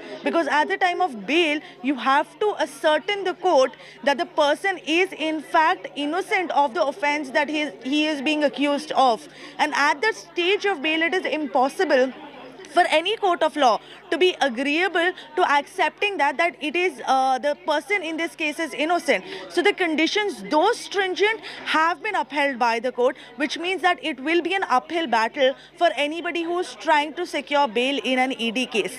Along with that, they've also said that the power of the ED to arrest is not arbitrary. It's according to the procedure that is laid out in the PMLA. Now, the main issue before the Supreme Court was that there was a clash between the provisions of the CRPC that usually deals with the procedure of how criminal cases happen in other circumstances versus the procedure in the PMLA, which specifically deals with money laundering offences and the investigations that are conducted by the ED. And what the petitioners were saying is that the provisions of the CRPC should be made applicable on the PMLA so that there is a principle and a uniform set of conditions regarding criminal investigations. But that does not seem to be happening right now, because the Supreme Court's very clearly said that PMLA and money laundering is a standalone offence, is a standalone statute.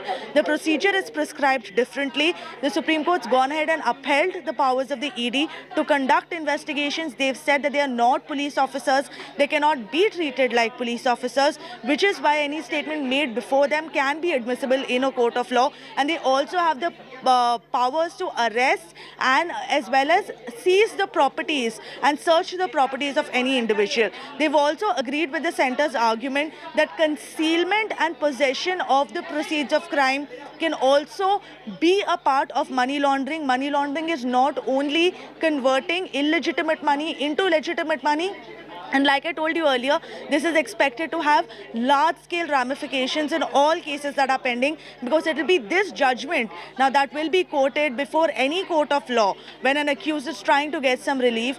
Nani, I'm going to come back to you for more on that. We'll continue to talk to you about that, but I'm getting in a quick word from Anisha as well about two particular points and observations made by the court today. One has got to do with the court asking the ED to provide more information on the website. Talk to us a little about that, and also about the ED manual not required to be published. What does that mean, Anisha? Well, Sneha, one of the main points that was argued in these cases was that the ED has, the powers of the ED are undefined, that the accused does not know whether they're being called in for questioning, whether they're being called in for an arrest. Be with us. In fact, I'm bringing in Nalin Sodhi, advocate of the Supreme Court. Nalin Kohli is in fact joining us. Nalin Kohli, your reaction to what has been said by the court today, essentially upholding all the rights that the ED has and saying that it can arrest, it can attach properties and do much more when it comes to investigations in these matters. I think one needs to step back for a minute and understand where we are and why this judgment has come. Every act which is passed by Parliament has to meet the constitutional mandate of it being correct or within the four corners of the Constitution. Now, every act is passed with a purpose. This case, the purpose is money laundering and proceeds of crime, as the name and as the objects of the act will make it clear. There were a set of challenges that were coming up with regard to the definitions of proceeds of crime, with regard to the fact whether the ECIR can be treated as an FIR and can it be shared, with regard to the burden of proof. Three main arguments were professed. One, the low conviction rate. Two, that the burden of proof, and that it was seen to be onerous. Now, obviously this links up when you are arrested, the question of bail comes up. Now let's understand, the opposition parties try to pitch an argument that essentially the conviction rate is low and the opposition parties are being targeted.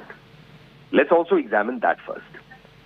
Let's take the case of Partho Chatterjee. 20 crores cash is inexplicable. So logically, it meets the mandate of the Act, which is that it is a proceed of crime or it's money laundering.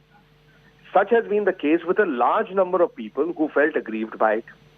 Now, the burden of proof, if someone is holding properties or is holding money, which is unexplained, there is no money trail that justifies that cash or the properties, then obviously the burden of proof has to shift on such person for them to be able to say that where have I acquired it, how did I become holding this money, or I became owner of this property in my name or my family's name.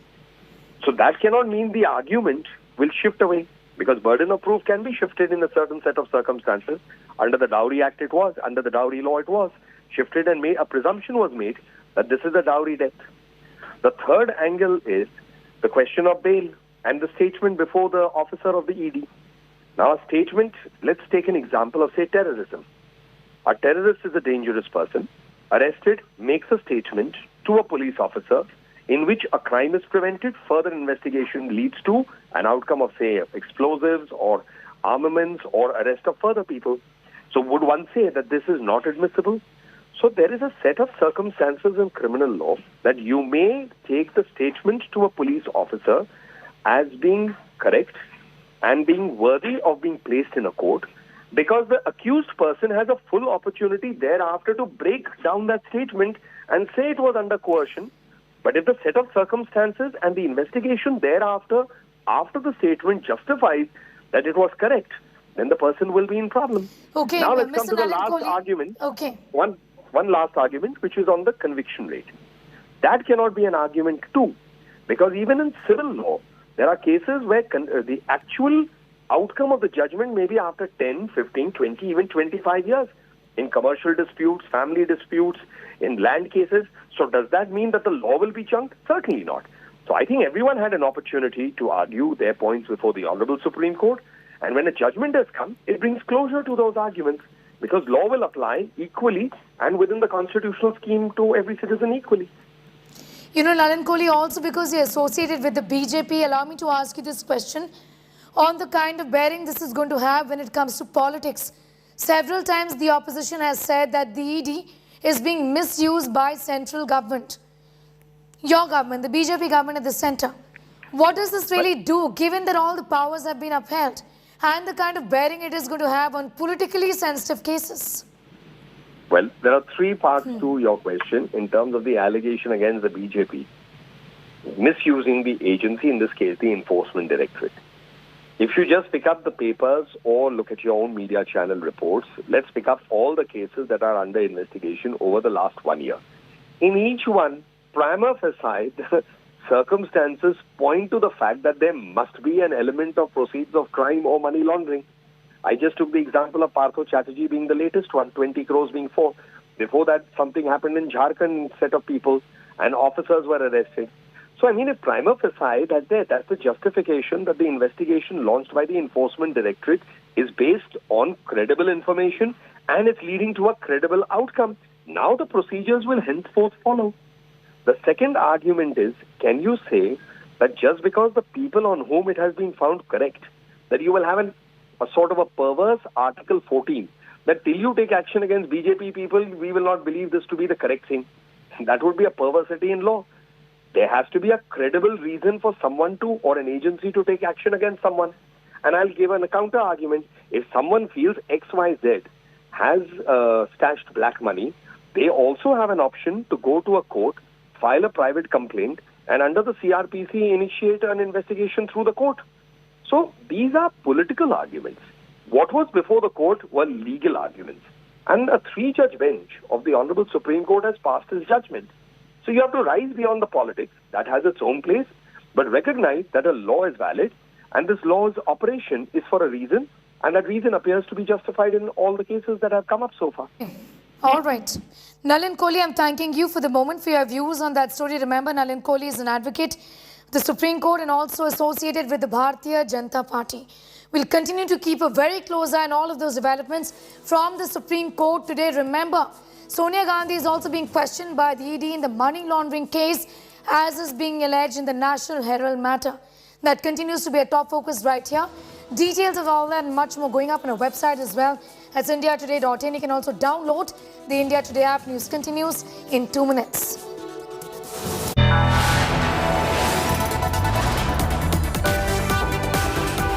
You are watching India Today.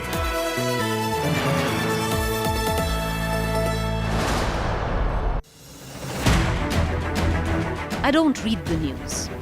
I read between the lines to tell you the true version of events, the true story of our times. To document grief, the toughest assignment for any journalist to be. From those who matter. Women politicians going to stick up for each other. Of those who should matter. I document the truth. I don't distort the truth. I don't glamorize the truth. I don't gloss over the truth. The ghosts of India's contentious medieval history have come knocking again. I hustle for the truth. On the ground, in the newsroom, in the studio. I don't try to grab eyeballs. I inform you to make you see the point. To the point with Preeti Chaudhary. At these times, only on India Today.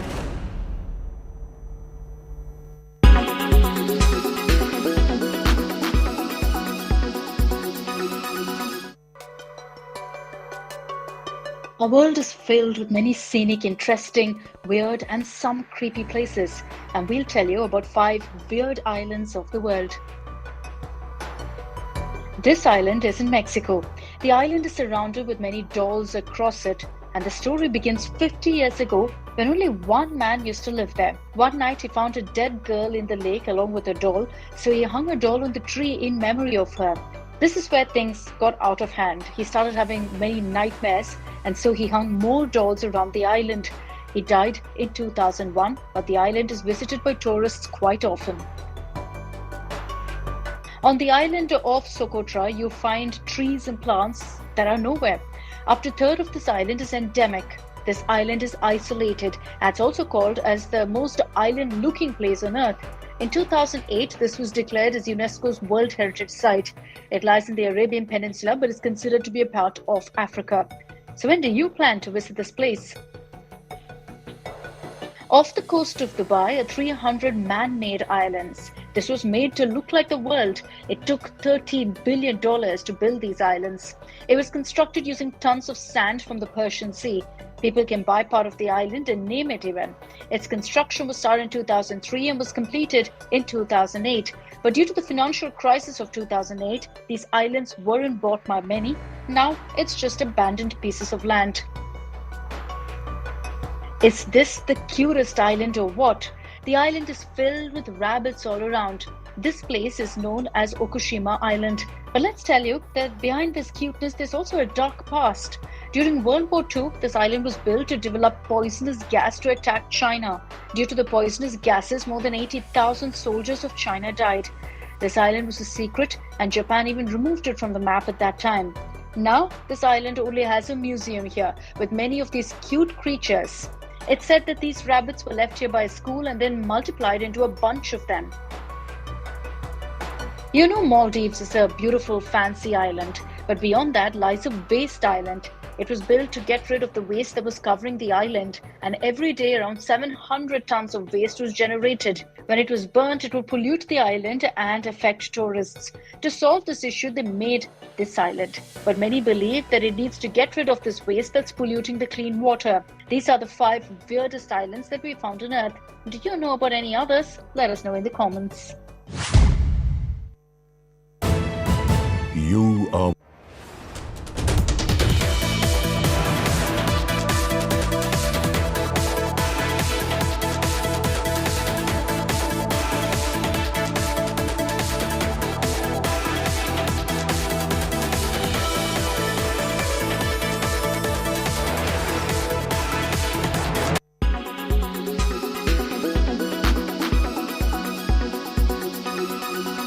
The World Health Organization has triggered the highest alarm yet again.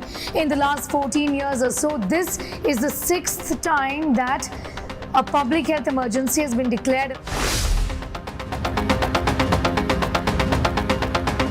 The public health emergency of international concern, which means that it concerns the entire global community, which also means the entire international community must sit up and take note of what is to be done next. Strengthen the surveillance systems, track down patients, ensure there is contact tracing, ensure that there is proper protocol in place to manage the infection.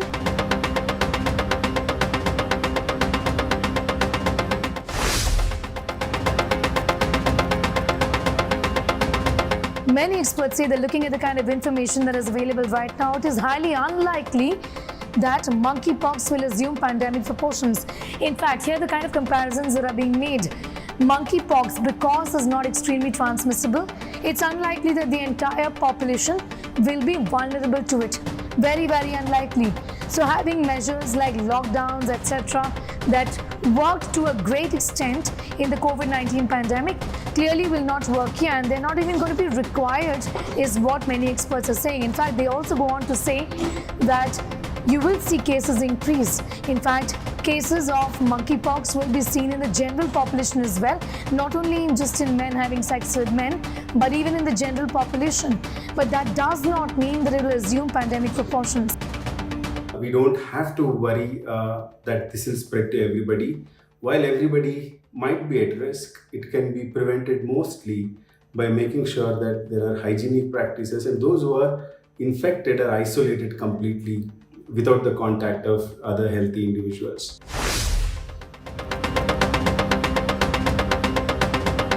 He's done that in the past as well, 6 times.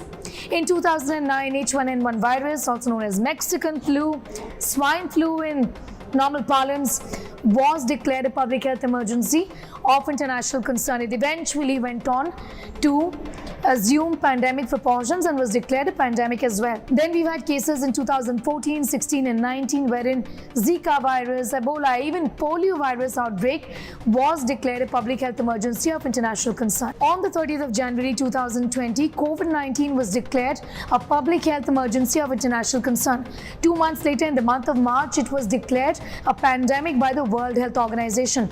But not all public health emergencies assume pandemic proportions. Ebola, Zika have been around for a while now, even the polio virus, for example, but they have not assumed pandemic proportions. So there is no reason to believe that monkeypox will assume pandemic proportions.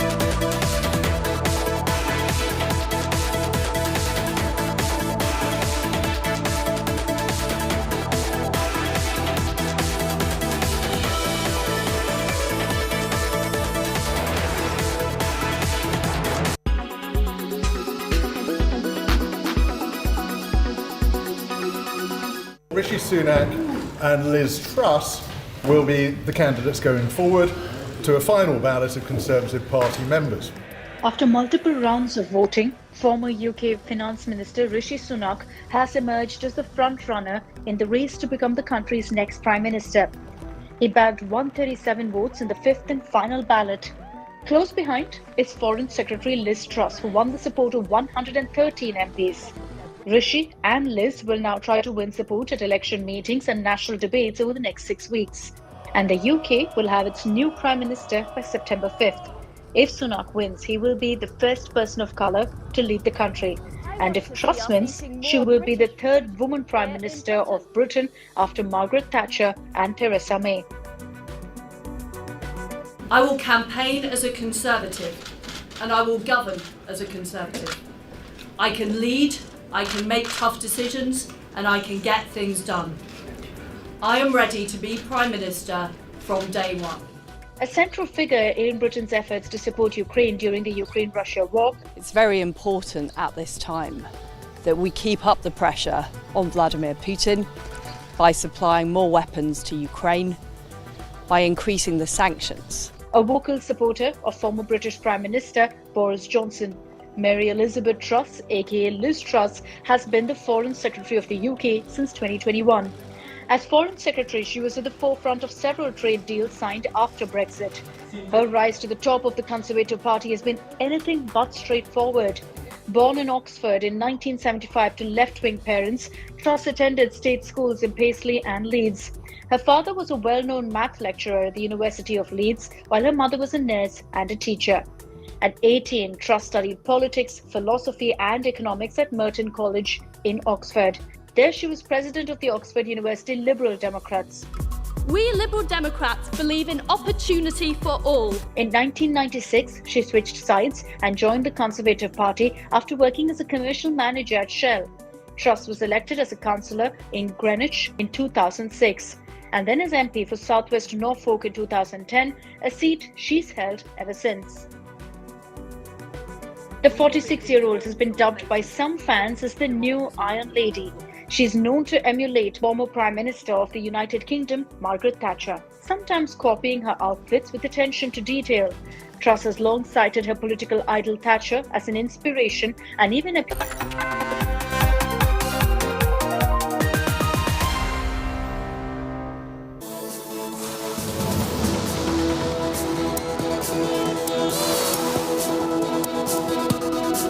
A very good afternoon. You're watching India Today. I'm Nabila Jamal, taking you through the top news. First, the headlines. Big boost to the centre with Sonia Gandhi's ED grilling. Top court upholds ED's right to probe summon as well as arrest on cases of money laundering. BJP says Modi government's corruption fight vindicated. Round 3 of Sonia's ED grilling in the National Herald money laundering case underway. India Today accesses Sonia's answers. Congress chief, like son Rahul, blames late Motilal Vora for the Herald deals.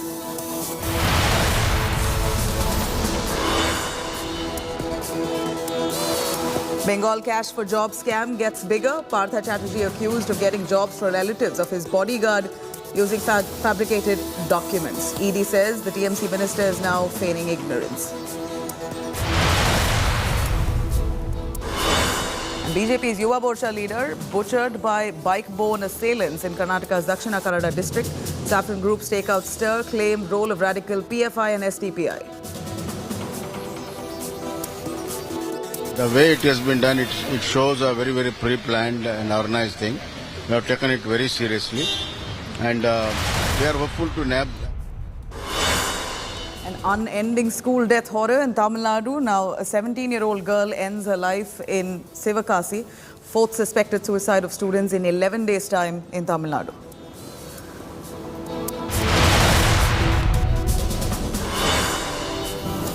And Tata Group chief's life lessons for Ranveer Singh embroiled in nudity row. The corporate czar tells the actor, tension नहीं लेने का, ज्ञान नहीं देने का.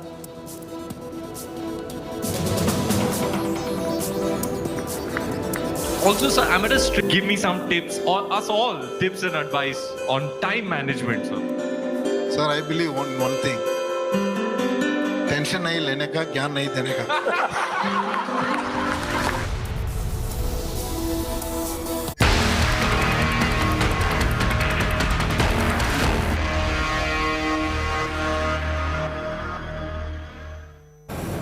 All right, round 3 of Congress President Sonia Gandhi's grilling by the Enforcement Directorate in connection to the National Herald case. Sonia Gandhi was accompanied by her daughter and Congress General Secretary Priyanka Gandhi to the Central Agency's office in New Delhi.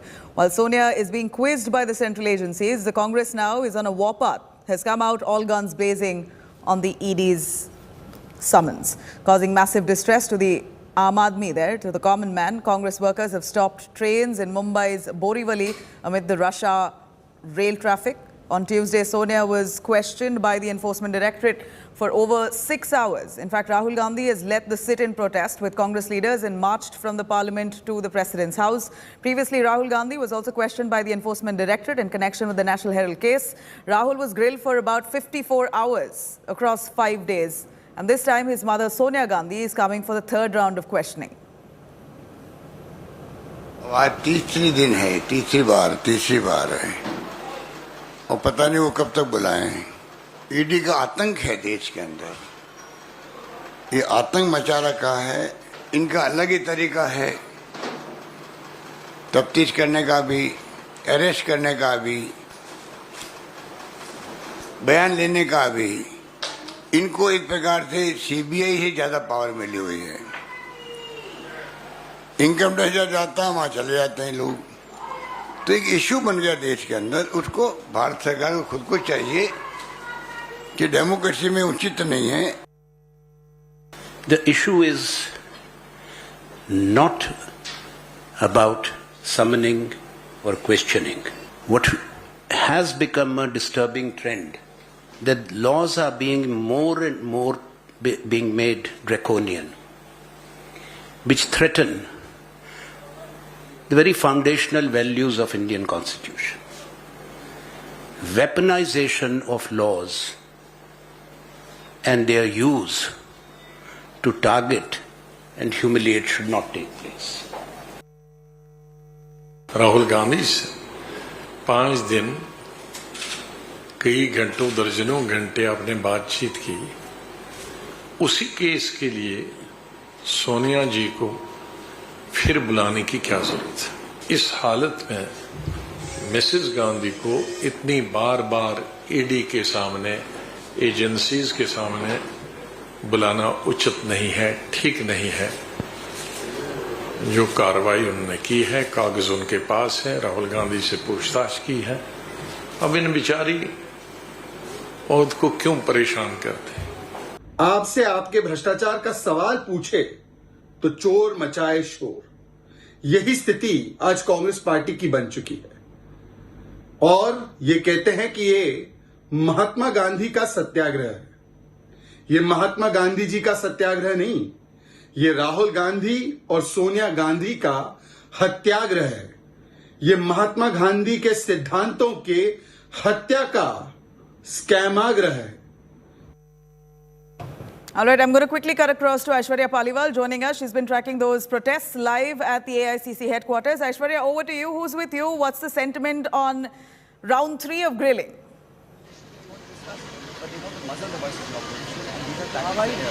Well, let me tell you, Nabila, we are seeing a lot of protests take place on the other side. Most of the people at the moment are wearing the skull cap. There is sloganeering which is going on. But we are also trying to speak with Sachin Pilot, who is here at the Congress headquarters. Sachin Pilot has been coming here. Even he used to visit here when we used to see Rahul Gandhi being questioned by ED, and now when Sonia Gandhi is being questioned, we will speak with Sachin Pilot and understand exactly, what the sentiment in Congress is, especially when we talk. Sir, you have been coming daily. You think the way in which Sonia Gandhi has been called is wrong, especially in today's press conference also. The leader said she's not well. Already Rahul Gandhi has been questioned for more than 50 hours. You see, everybody knows Mrs. Sonia Gandhi's public standing for the last 25 odd years is in front of the whole nation. What she has done and not done, the whole world knows.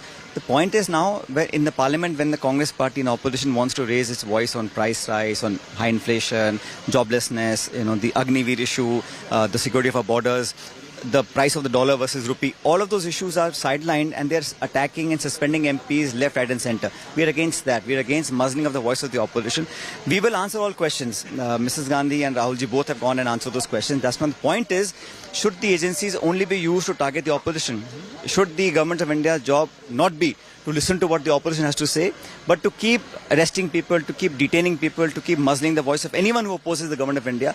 That's not healthy in a republic, in a democracy. That's what we're against. Do you also think the way in which MPs have been suspended is something which is unparliamentary? Well, it's never happened before. I think suspension is the last resort, and to deny members of parliament to raise their voice, to not accept the discussion on GST, on price rise, that's also, I think, the way the government is working is very draconian way. They have majority in the House. It does not mean that you disregard the voice of the opposition. That's unhealthy, and I think that's not a healthy sign for a democracy. As a leader, will you continue with the protest, with the march? Yeah, it is not only our right, it is our duty. to oppose, to protest in a non-violent Gandhian way, to sit in dharnas, to give petitions, to seek intervention of others. But to deny rights, to detain people, to not allow us to even look at the party office, it has been turned into a cantonment. There's so much police deployment, picking up workers, members of parliament, senior leaders are being detained every day. That's not the way Indian democracies functioned in the past. Not the way Indian democracy should be functioning. That's what Sachin Pilot has told India Today. He's also said that they believe, the party believes and the leader believe that going on protest, marching is something which is not just right, but it is also something that they owe to the people of the country. On the other side, inside the AICC headquarters, you will see people coming in large numbers. All of them are Congress supporters. They have been sloganeering. They all have the flags with them. They have the banners here, Nabila. All of them wanting to show the support and wanting to tell Sonia Gandhi and the Congress party, also Rahul Gandhi and Priyanka Gandhi. I'm going to quickly cut across to Supriya Bharadwaj, who's also tracking those developments. She's right there where Rahul Gandhi is approaching. Supriya, over to you. Supriya, what do you see there? Into fortress and see. Well, Nabila, Rahul Gandhi has just reached the Parliament House. All the top officials of the Delhi police as well as the paramilitary force are present at ground zero here where we are. The entire Vijay Chowk has turned into a fortress. There you can see the cavalcade which is entering the Parliament House, and what we are hearing from our sources is that all the MPs will gather near the Gandhi statue, and from there they'll carry out a protest march all the way to here where we are at the moment, the Vijay Chowk. Yesterday it became a massive showdown between Delhi police and the Congress MPs, and this place where we are. Now, I'd like to show you over here is where the Congress MPs along with Rahul Gandhi had staged a sit-down protest. Well, you can see what is going on at the moment over here as to how this entire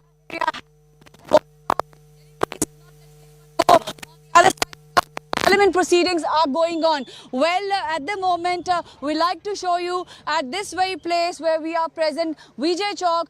The situation is that Delhi police is ready. They are saying that they won't allow any MP to move from this very point where we are standing at the moment. We like to show you as to how only the vehicles which has the permission are being allowed to go. There's paramilitary force, there's Delhi police, and even the senior officials are present here. Yesterday, it became a massive showdown between Delhi police and the Congress MPs who said that they want to carry out a protest march all the way from Parliament House to the President's house where we are at the moment. This is the Raisina Hills, and they said they would like to give a memorandum to the President of the India on the issues of price rise, GST. But here, today, Delhi police is well prepared. They are saying that they will not allow anyone to go from here.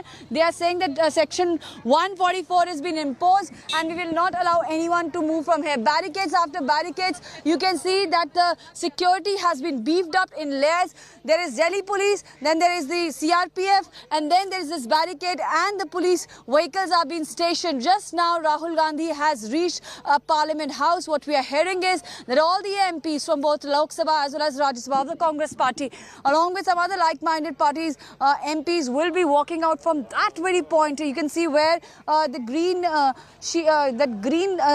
canopy you can see, that is the Parliament's gate, and from there only the MPs will walk out and they will be coming this side. Well, Delhi police has already made it clear that they will not allow anyone to move from this very barricade where we are standing. Congress President Ms. Sonia Gandhi is at the moment in the ED office. The questioning is going on. As far as the Congress is concerned, for them it is an aggressive raga. They are playing on the front foot. They are saying right from Sansad to the Sadak, they will be protesting. They are saying that the Gandhis, especially Rahul Gandhi, has been raising his voice against the issues like unemployment, GST, as well as that of the price rise, Agniveer and the Indo-China border situation, and has been taking on the government, and that's why this entire ED probe is going on. Congress is also saying that because their leadership, which is asking questions continuously, they are being targeted. Now, the Gandhis, the entire Congress party, rank and file, have their weight behind the top leadership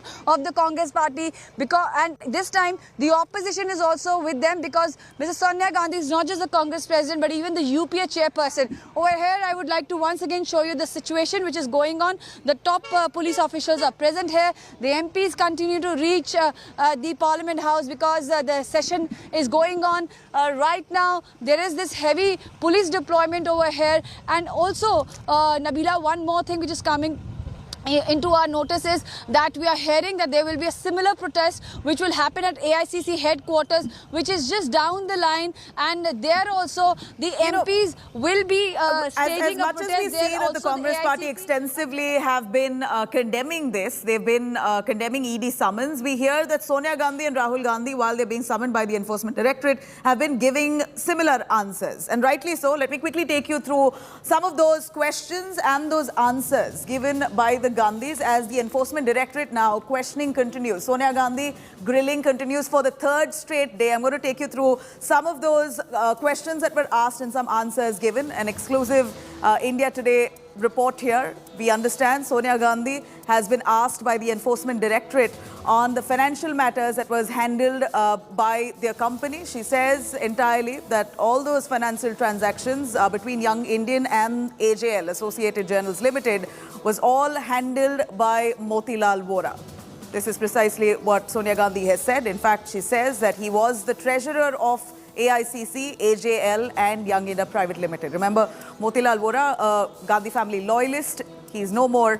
And it seems like Gandhis, both Rahul Gandhi and Sonia Gandhi now, putting this on, shifting the blame on Motilal Vora, or rather the onus on him that he knew all those transaction-related details. Rahul Gandhi had also given the same answer to the Enforcement Directorate.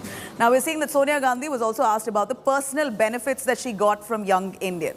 Sonia Gandhi to that has answered that Young Indian Private Limited is in fact a non-profit firm and is a firm incorporated under Section 25 of the Companies Act, which means that no person can take any personal benefit. It's also a non-profit. She's asserted with the Enforcement Directorate, and from what we hear, the same answer was given by Rahul Gandhi as well. All right, let me quickly cut across to Shreya, who's also tracking those developments here. Shreya, a quick word from you. As we see that Rahul Gandhi, Sonia Gandhi, both of them have given defined answers. Both of them have stuck to the same points. In fact, they've shifted the onus of financial transactions entirely on late Motilal Vora, who's passed away. And Sonia Gandhi says that I can't explain transactions explicitly only because Motilal Vora handled it. Do tell us more. Well, yes, Nabila, not just Sonia Gandhi and Rahul Gandhi, total 4 people in the National Herald case has already been questioned by the Enforcement Directorate. That includes Rahul Gandhi, Mallikarjun Kharge as well as Pawan Bansal. All of them earlier had already mentioned the name of Motilal Vora when the question about the financial transactions between the Associate Journal as well as the Young India Private Limited was asked by the Enforcement Directorate. Sonia Gandhi, Rahul Gandhi, Pawan Bansal and Mallikarjun Kharge has responded saying that they were not aware about the transactions and that the transaction details and every other was carried out by Motilal Vora since he was the treasurer of AICC as well as AJL and Young India Private Limited. Now the other part that the Enforcement Directorate focused on while they questioned Sonia Gandhi, which is already over 8 hours in 2 different parts. She was questioned on 21st of July for 2 hours and yesterday for around 6 hours. Shreya, I'm going to have to put you on hold. We have some big breaking news coming in. Do stay with us.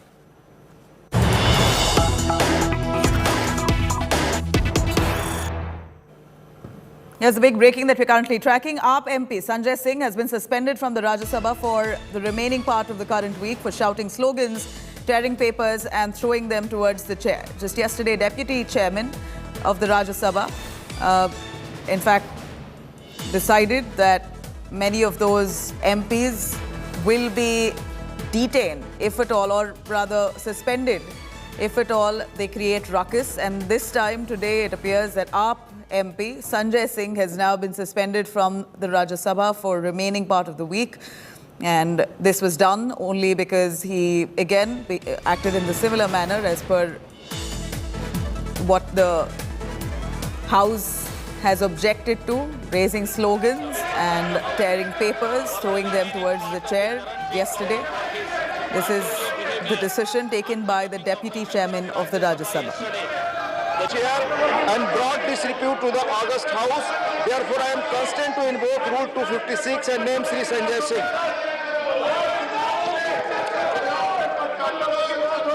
move that Sri Sanjay Singh be suspended from the services of the House for the remaining part of the current week for his unruly behavior, unbecoming of a member of Rajya Sabha yesterday.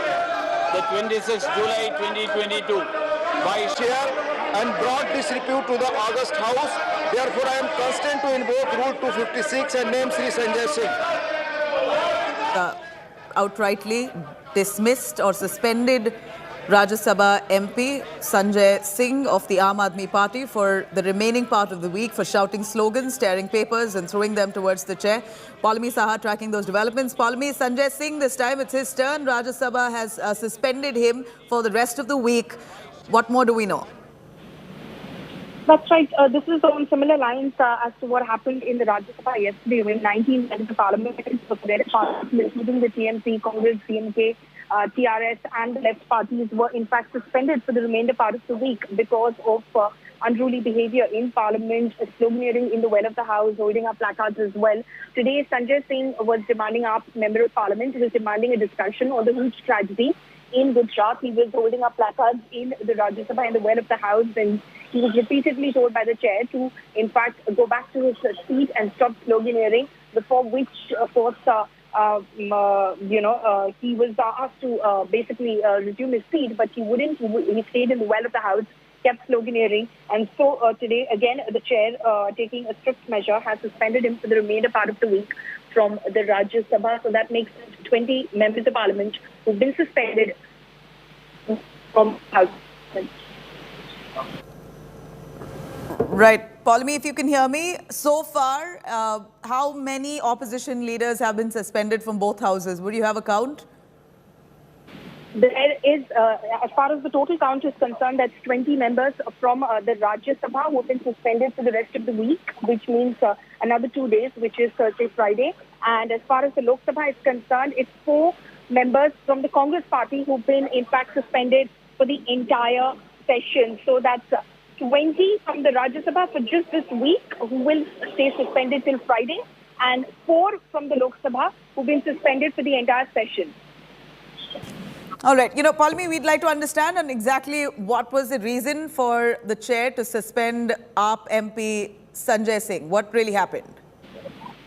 Well, basically, as far as Rajya Sabha is concerned, Sanjay Singh had been demanding a notice on 7 for a discussion in the House on the subject of the huge tragedy in Gujarat.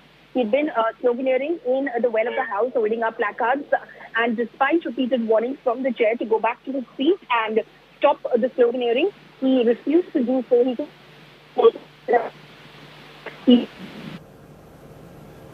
All right, Paulami, we're going to try and patch your audio there, but here we see that at least 22 MPs were suspended from the Rajya Sabha. AAP MP Sanjay Singh now becomes the latest. We know unruly behavior in the House now not tolerated. 22 opposition MPs were suspended from the Rajya Sabha for disrupting proceedings of the House. The action comes a day after 4 Congress MPs were suspended from the Lok Sabha. While the opposition claims that it wants to debate issues like price rise, the government says their rivals are not interested in a civil debate. Let's hear it.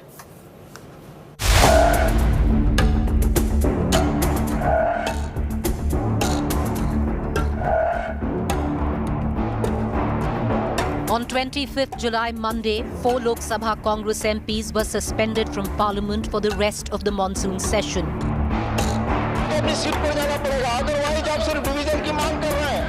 On 26th July, Tuesday, 19 Rajya Sabha MPs were suspended by the Deputy Chairman for the rest of the week for unruly behavior.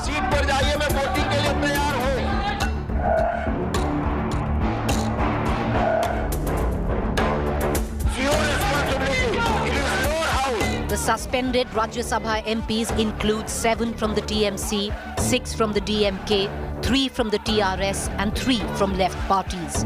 In total, 22 MPs have been suspended from the monsoon session.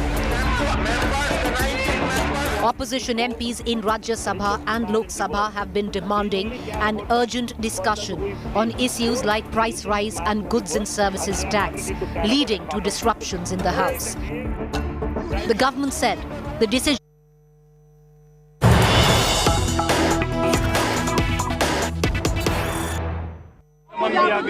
Here's latest images of protests erupting right outside the parliament. Suspension वापस ले। अब तो निर्मला सीतारमण भी आ गई हैं। अब क्या दिक्कत है? चर्चा कराने में? इसलिए तुरंत चर्चा कराएं। नड्डा जी ने कहा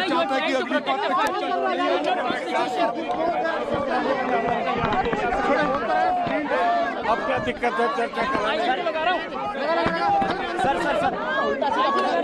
निर्मला सीतारमण जी भी अब आ गई हैं।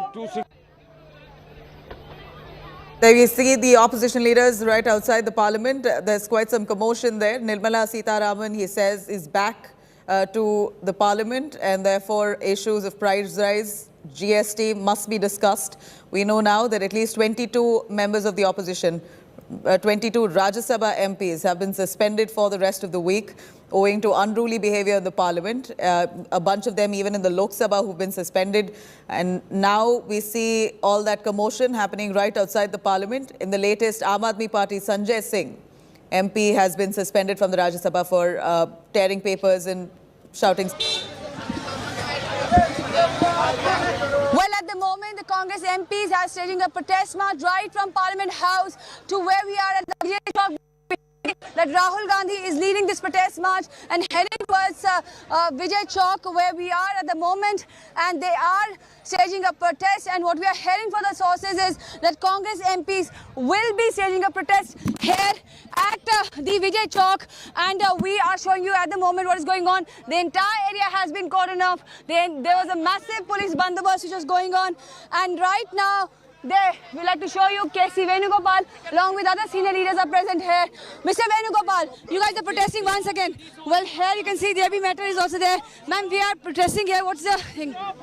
We are protesting because the House, both the House of Parliament, we are not able to raise what the India wants to say, what the common man wants to say. Price rise is the biggest issue. We have been repeatedly asking for discussion and our MPs have been suspended.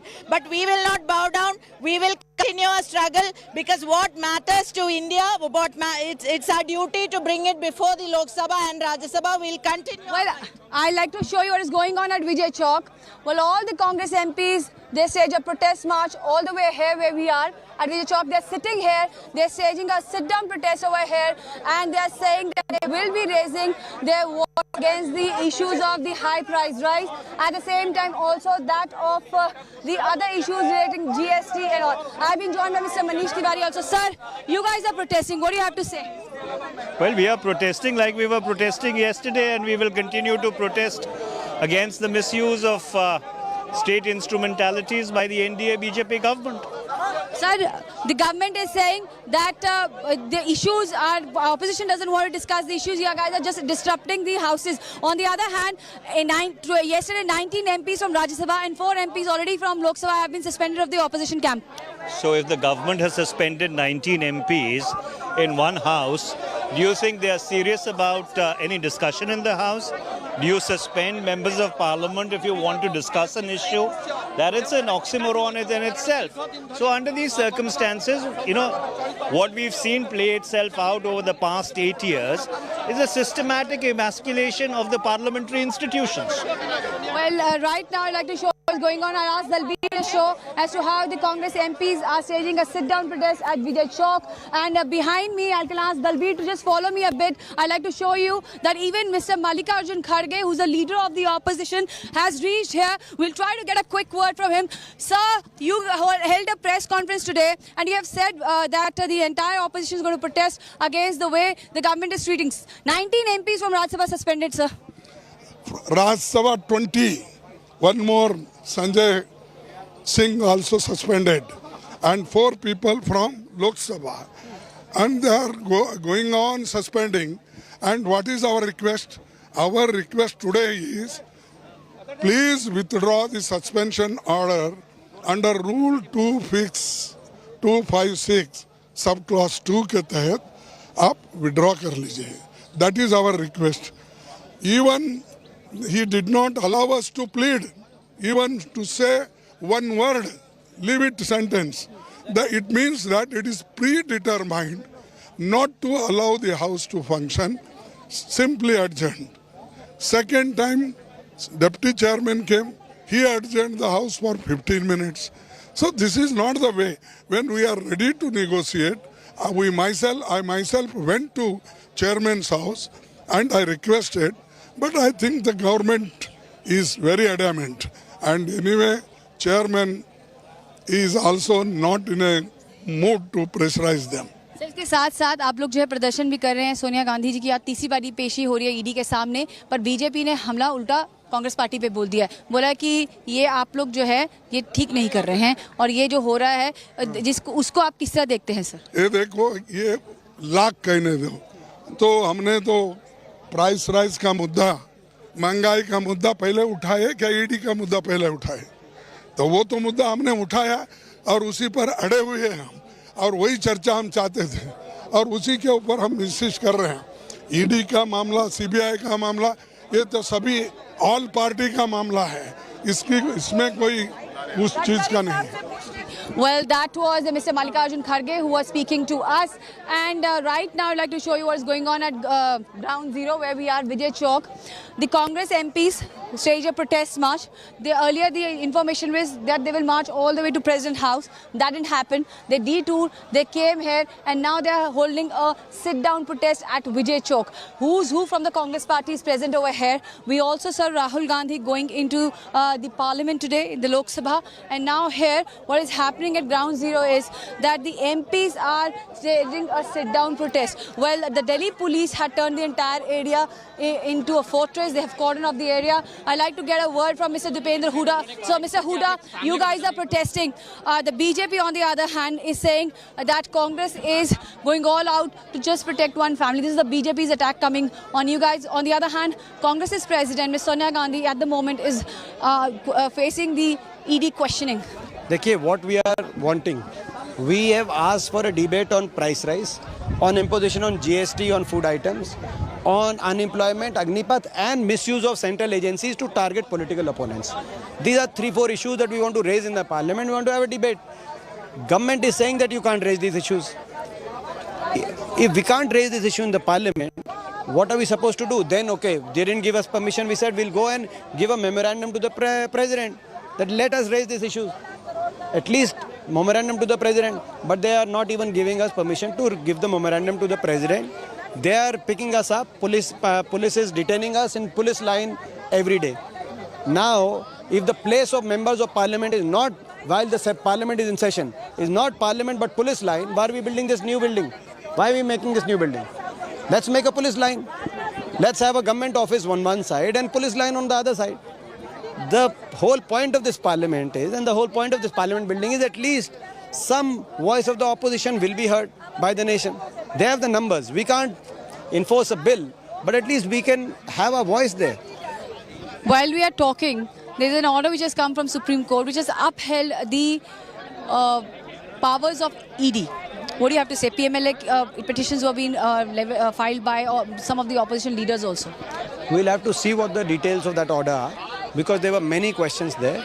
Certain powers have been upheld, certain powers have been commented upon. So let us wait for the full judgment before we can have a detailed view on it. Mr. Hooda, 20 लोगों को suspend कर दिया. Latest being Sanjay Singh of Aam Aadmi party. आपके 4 MPs Lok Sabha में suspend किए गए हैं. उसके अलावा राज्यसभा के अंदर भी काफ़ी सारे एमपीज को डीएमके के हों, टीएमसी के और आम आदमी पार्टी के हैं. आखिर क्यों, ऐसा क्यों हुआ? सरकार की अलोकतांत्रिक कार्यशैली है ये. हम संसद के अंदर महंगाई, जीएसटी जो लगाई गई खाद्य पदार्थों पर, बेरोजगारी, अग्निपथ और केंद्रीय जांच एजेंसियों के दुरुपयोग के मुद्दे को उठाना चाहते हैं. लेकिन इन मुद्दों को उठाने देने की इजाज़त की दूर की बात है, सरकार हमारी सुन भी नहीं रही. ऐसे में हम शांतिपूर्ण रूप से जाके राष्ट्रपति जी को ज्ञापन देना चाहते हैं, लेकिन सरकार ने उसकी भी हमें इजाज़त नहीं मिली. ऐसे हम क्या करें? और हर रोज़ हमें यहाँ से उठाकर पुलिस लाइन में जाके डाल दिया जाता है.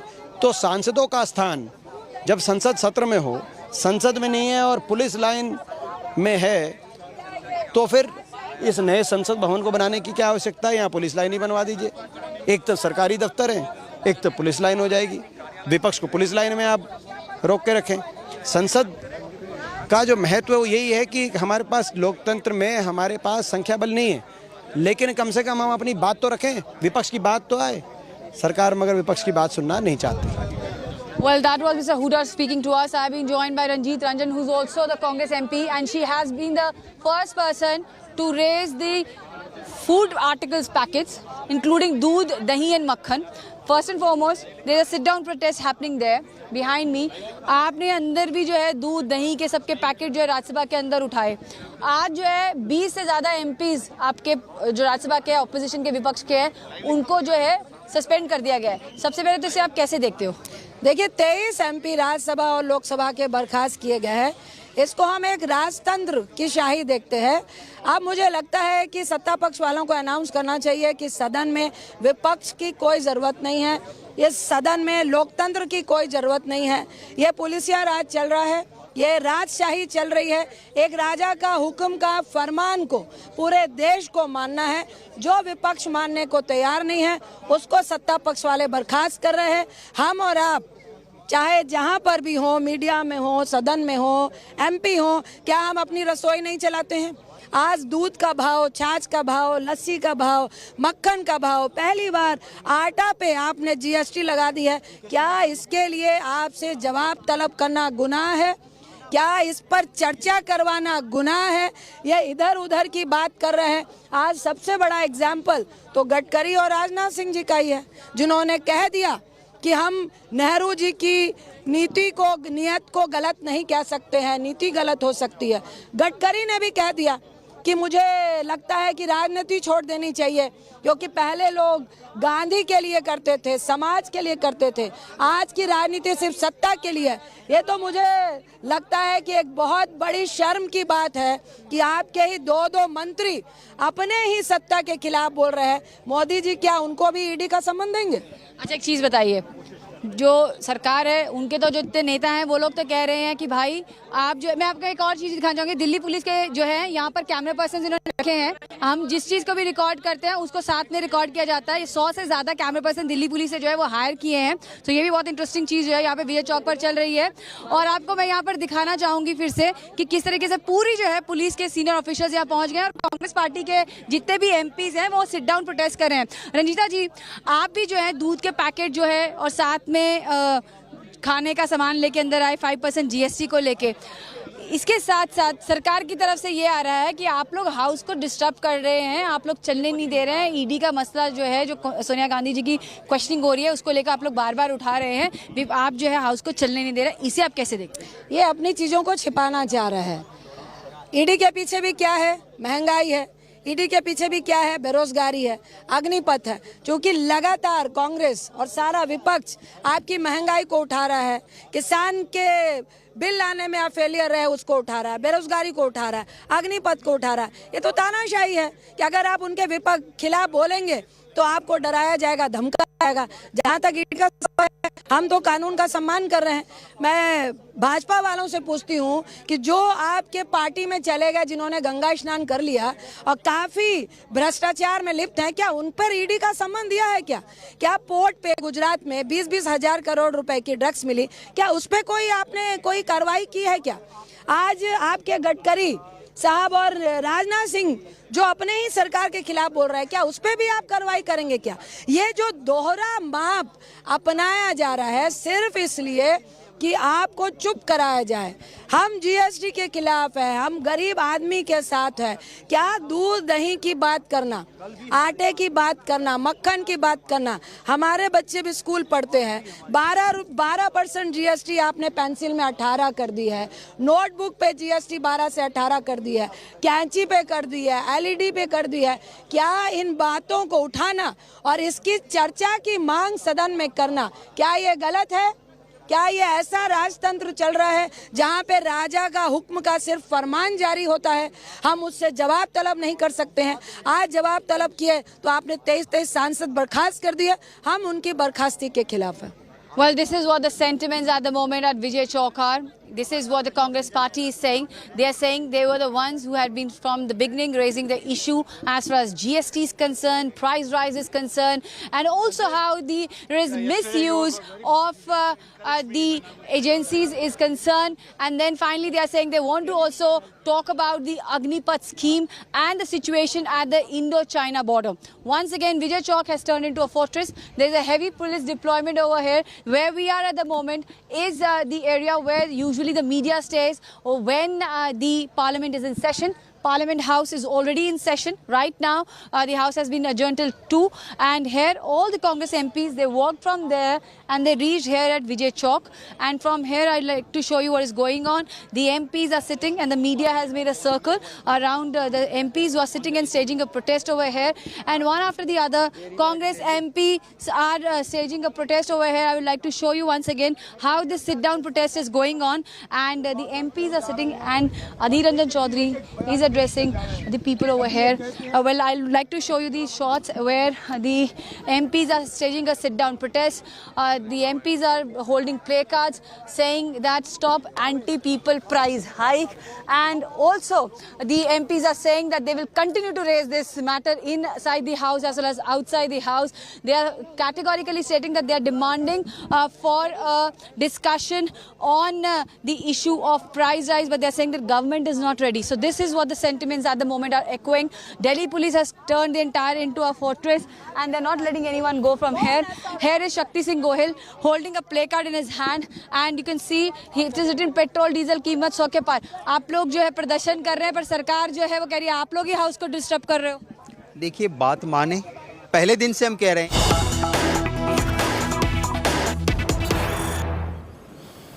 All right, as the commotion continues, there a big war over Congress MPs. Vande Mataram protest continues. BJP objects to Vande Mataram chants while sitting.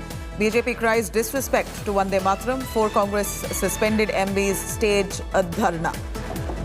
Remember, we're looking at close to 22 MPs of the Rajya Sabha who've been suspended from the House for unruly behavior, and then about 4 MPs from the Lok Sabha suspended for shouting slogans and holding placards and protesting inside the House, which has been objected to by the chair in both houses. And now a big war erupts as these suspended Congress leaders are sitting and raising slogans of Vande Mataram, which the BJP now taking objection to. BJP saying Vande Mataram can't be chanted while sitting. It's disrespect to Vande Mataram. BJP crying foul, saying that this is disrespect to Vande Mataram.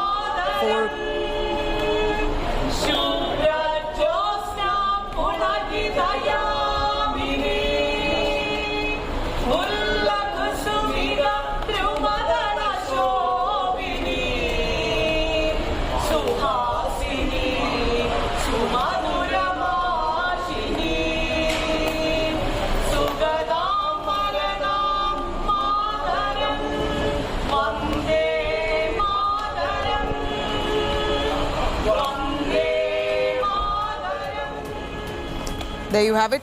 4 of the MPs who've been suspended, Congress MPs, are staging a dharna. They're holding placards and singing Vande Mataram.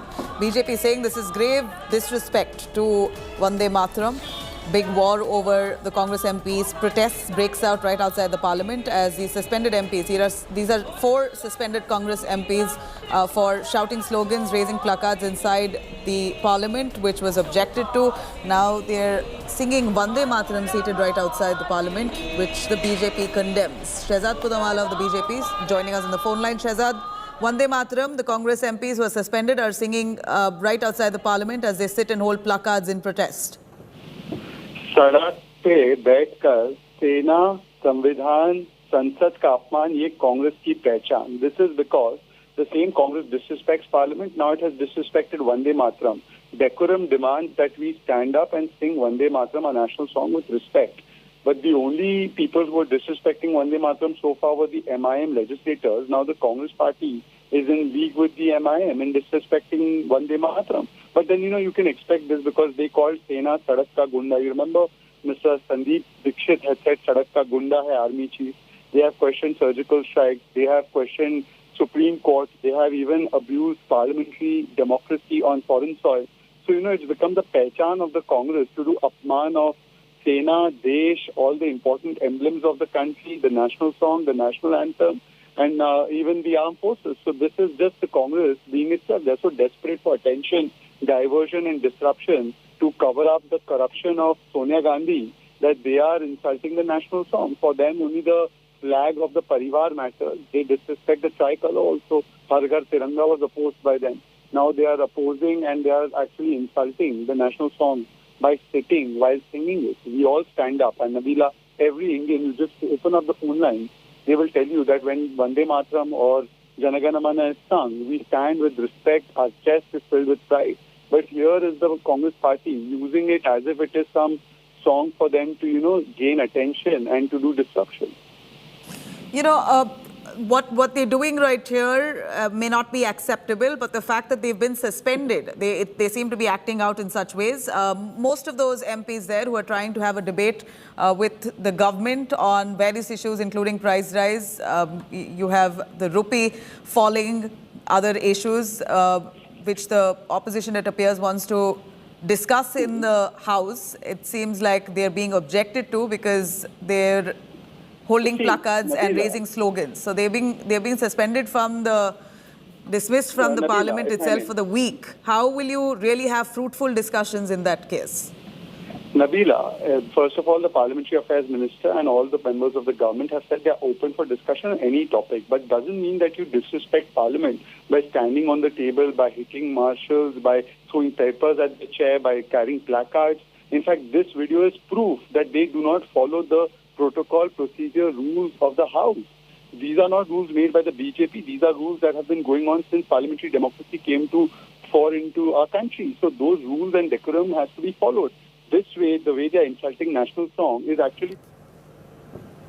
Shehzad, thank you very much for joining us on that. We know that the Congress is not just protesting outside the Parliament, but also here over Sonia Gandhi's ED summons. We're seeing large-scale protests by the Congress party, the rank and file of the party, all the way from senior leaders to the grassroots level workers who come together condemning ED summons to Sonia Gandhi. She's been probed for this third straight day. Sonia Gandhi right now, remember, she's said to be ailing, quite ill for the last few years. After COVID, she's had some serious health complications, and now Enforcement Directorate calling her to its office to grill her, it appears, has somehow brought together the entire Congress party as a united opposition. As a party itself, we've known of Congress party bickering, internal explosion, time and again. Their infighting is quite famous in different states. But it appears that Sonia Gandhi's ED summons has somehow managed to gather all ranks of leaders within the Congress party to come together in solidarity and condemn this ED summons of Sonia Gandhi. Remember, multiple layers of investigation, ED probing into Sonia Gandhi's involvement, of course, including her son Rahul Gandhi, their involvement with acquiring assets of Associated Journals Limited by their company, which they owned, major stakeholders that they were with Young Indian. Young Indian has bought assets of AJL. Young Indian shareholders, major shareholders are Sonia Gandhi and Rahul Gandhi. What exactly was the transaction trail? Could they explain misappropriation? All of that being asked to Sonia Gandhi, and it appears that a standard response by Rahul Gandhi and Sonia Gandhi is that this was all dealt, that at least the financial transactions of AJL and Young Indian was dealt by Motilal Vora, the late Congress leader. Here we see protests now snowballing outside, even as the ED intensifies its probe into this National Herald case. We're seeing the Congress party trying to up the ante, condemning the central agency, saying it's being misused by the BJP to arm twist and muscle down the opposition's voice. These are visuals coming in right from outside the Enforcement Directorate. This is exactly the warning that the Congress has given time and again. They're going to be marching to the ED office. They will be protesting, and that's precisely what they're doing, which they call as Satyagraha. Supriya right there. Supriya, over to you. Show us what's behind you. लोगों तक पहुंचाने की कोशिश कर रहे हैं। सरकार अगर हमारी आवाज नहीं सुन रही और दमनकारी नीतियां अपना रही है तो उसके विरोध में हम लोगों ने गिरफ्तारी दी है। वो कोई बात नहीं, क्या 70 घंटे रख ले, उसमें क्या दिक्कत है? हो गया अब। जब गिरफ्तारी होगी और तो क्या रणनीति रहेगी? हमने गिरफ्तारी दे दी है, हम राष्ट्रपति भवन जा रहे थे, हमको रोका गया है और हम लोगों को गिरफ्तार कर लिया गया है। हमने शांतिपूर्ण तरीके से गिरफ्तारी दे दी है।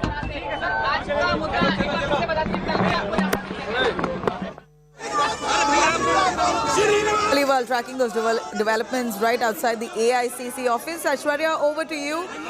Do we see Congress leaders protesting? How long do they intend to sit in dharna? We see the Youth Congress President B.V. Srinivas there, who's seated and refusing to budge. These are scenes repeating itself for the last 3 days. Ever since Sonia Gandhi was called in for questioning, here the Congress party has left all their other works and come together in solidarity and sitting in dharna, disrupting life of a common man. This is clearly going to be leading to traffic snarls. We know that their protests have turned violent over the days when Rahul Gandhi, now Sonia Gandhi were summoned. We saw how the Congress indulged in arson in many parts, really posing a threat to people and common citizens.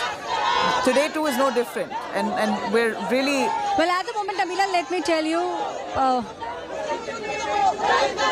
Nabila, let me tell you, at least, the protest outside AICC is not violent. You have the women protesters, the Congress Mahila wing, sitting on the road right outside AICC headquarters. They are sitting on the road. The women CRP personnel are now picking them up and they will be detained. That's what will happen now. We will see all these women. See, you see the RAF personnel here, the RAF women battalion here. They are asking these women to move and they will be picked up from the road and they will be taken into the buses. Now, this is exactly what we saw happen when Rahul Gandhi was being called for 5 days. We saw how Congress supporters were onto the streets across the country, and now we are seeing the women supporters in large numbers sitting right outside the AICC headquarters. They have been asked, the RAF Women Battalion is now asking the women to get up, and if they don't get up, then they will be picked up. They will be picked up, and now we see the clashes, Nabila, taking place. We are seeing the clashes taking place between the supporters on the other side. The police now picking them up. The bus has started moving, Nabila, and in these buses are the protesters. In fact, the women have now started singing Raghupati Raghav Raja Ram. Just feel tune. Sita Ram, Raghupati Raghav Raja Ram, Patit Pavan Sita Ram. अभी यहाँ से आप लोगों को कहा जा रहा है उठने के लिए. सबको सम्मति दे भगवान, रघुपति राघव राजा राम, पतित पावन Sita. So Nabila, these are the visuals that we are getting you right outside AICC headquarters. The women are on the streets, on the main roads, singing Raghupati Raghav Raja Ram, and not willing to move. The women personnel there, the police personnel, have gherowed them of sorts, and if they don't move in the next minute or so, these women will be picked up and they will be detained. Nabila, on the other side, you see how the Congress youth chief, Srinivas, being taken inside the bus. He is not willing to go inside. The police is having a hard time convincing him, trying to push him to go inside. He's sloganeering, not budging, not going inside the bus. The police personnel on the other side trying to push him inside. These are the visuals that we are getting you right outside AICC headquarters. Srinivas, who's the Youth Congress chief, now sloganeering, not willing to step inside the bus. The police is now trying to drag him inside. He's sloganeering, shouting against the BJP, not willing to go inside the bus. Outside, sloganeering. We have seen how his visuals have been viral over the past few days. He's been in the news earlier for the work that he did for COVID, and now for these kind of antiques that he's been pulling off, Nabila. V.V. Srinivas, spotted as quite a notorious protester for that matter. He's been leading the Congress's aggressive protests, especially the Youth Congress wing, aggressively protesting. Many of the units in different parts of the country indulging in arson and very aggressive, violent protests. V.V. Srinivas seems to be the poster boy for that. These are images coming in of V.V. Srinivas there while he's been dragged out and detained by the police. He's been taken into a bus, but not going down without putting up a fight. And that's what we see V.V. Srinivas doing time and again. The optics of it clearly showing that the Congress party is angry, frustrated, upset, disappointed, all of that in one image. V.V. Srinivas time and again displays the frustration of the Congress party over Sonia's summons, and even for that matter, Rahul Gandhi summoned also. We saw V.V. Srinivas extensively protesting in quite a violent, aggressive manner. You know, Aishwarya, one can only imagine the trauma that the police are going through. I'm not even going to get to the common man. The police itself, third day straight, for them to be dealing with this kind of commotion that is highly avoidable. Well, Nabila, the visuals that you have on your screens are 6 women personnel are now shoving Congress protesters into the buses. That's the kind of force that the CRP Women Battalion is witnessing at the moment. One by one, women protesters are being picked up. Those are the visuals on your screens. These women protesters are now being taken inside the buses. They are being detained.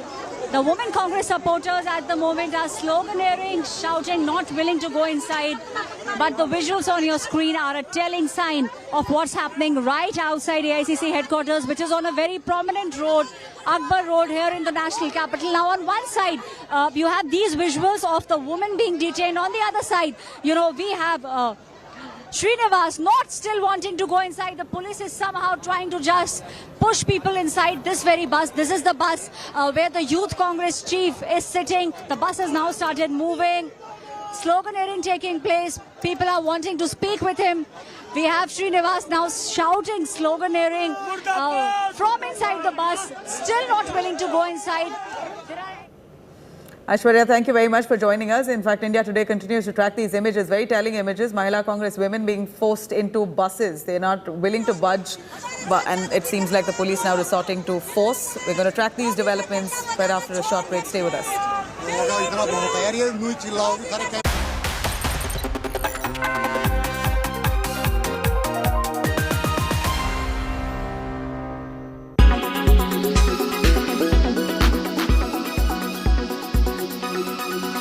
I have a quick game to play with you all. That's called Never Have I Ever, but जो mask पहन के और निकाल के. So if you have done it, you'll wear the mask. If you haven't. Okay, so if you've done it, we wear it. If you've not, okay.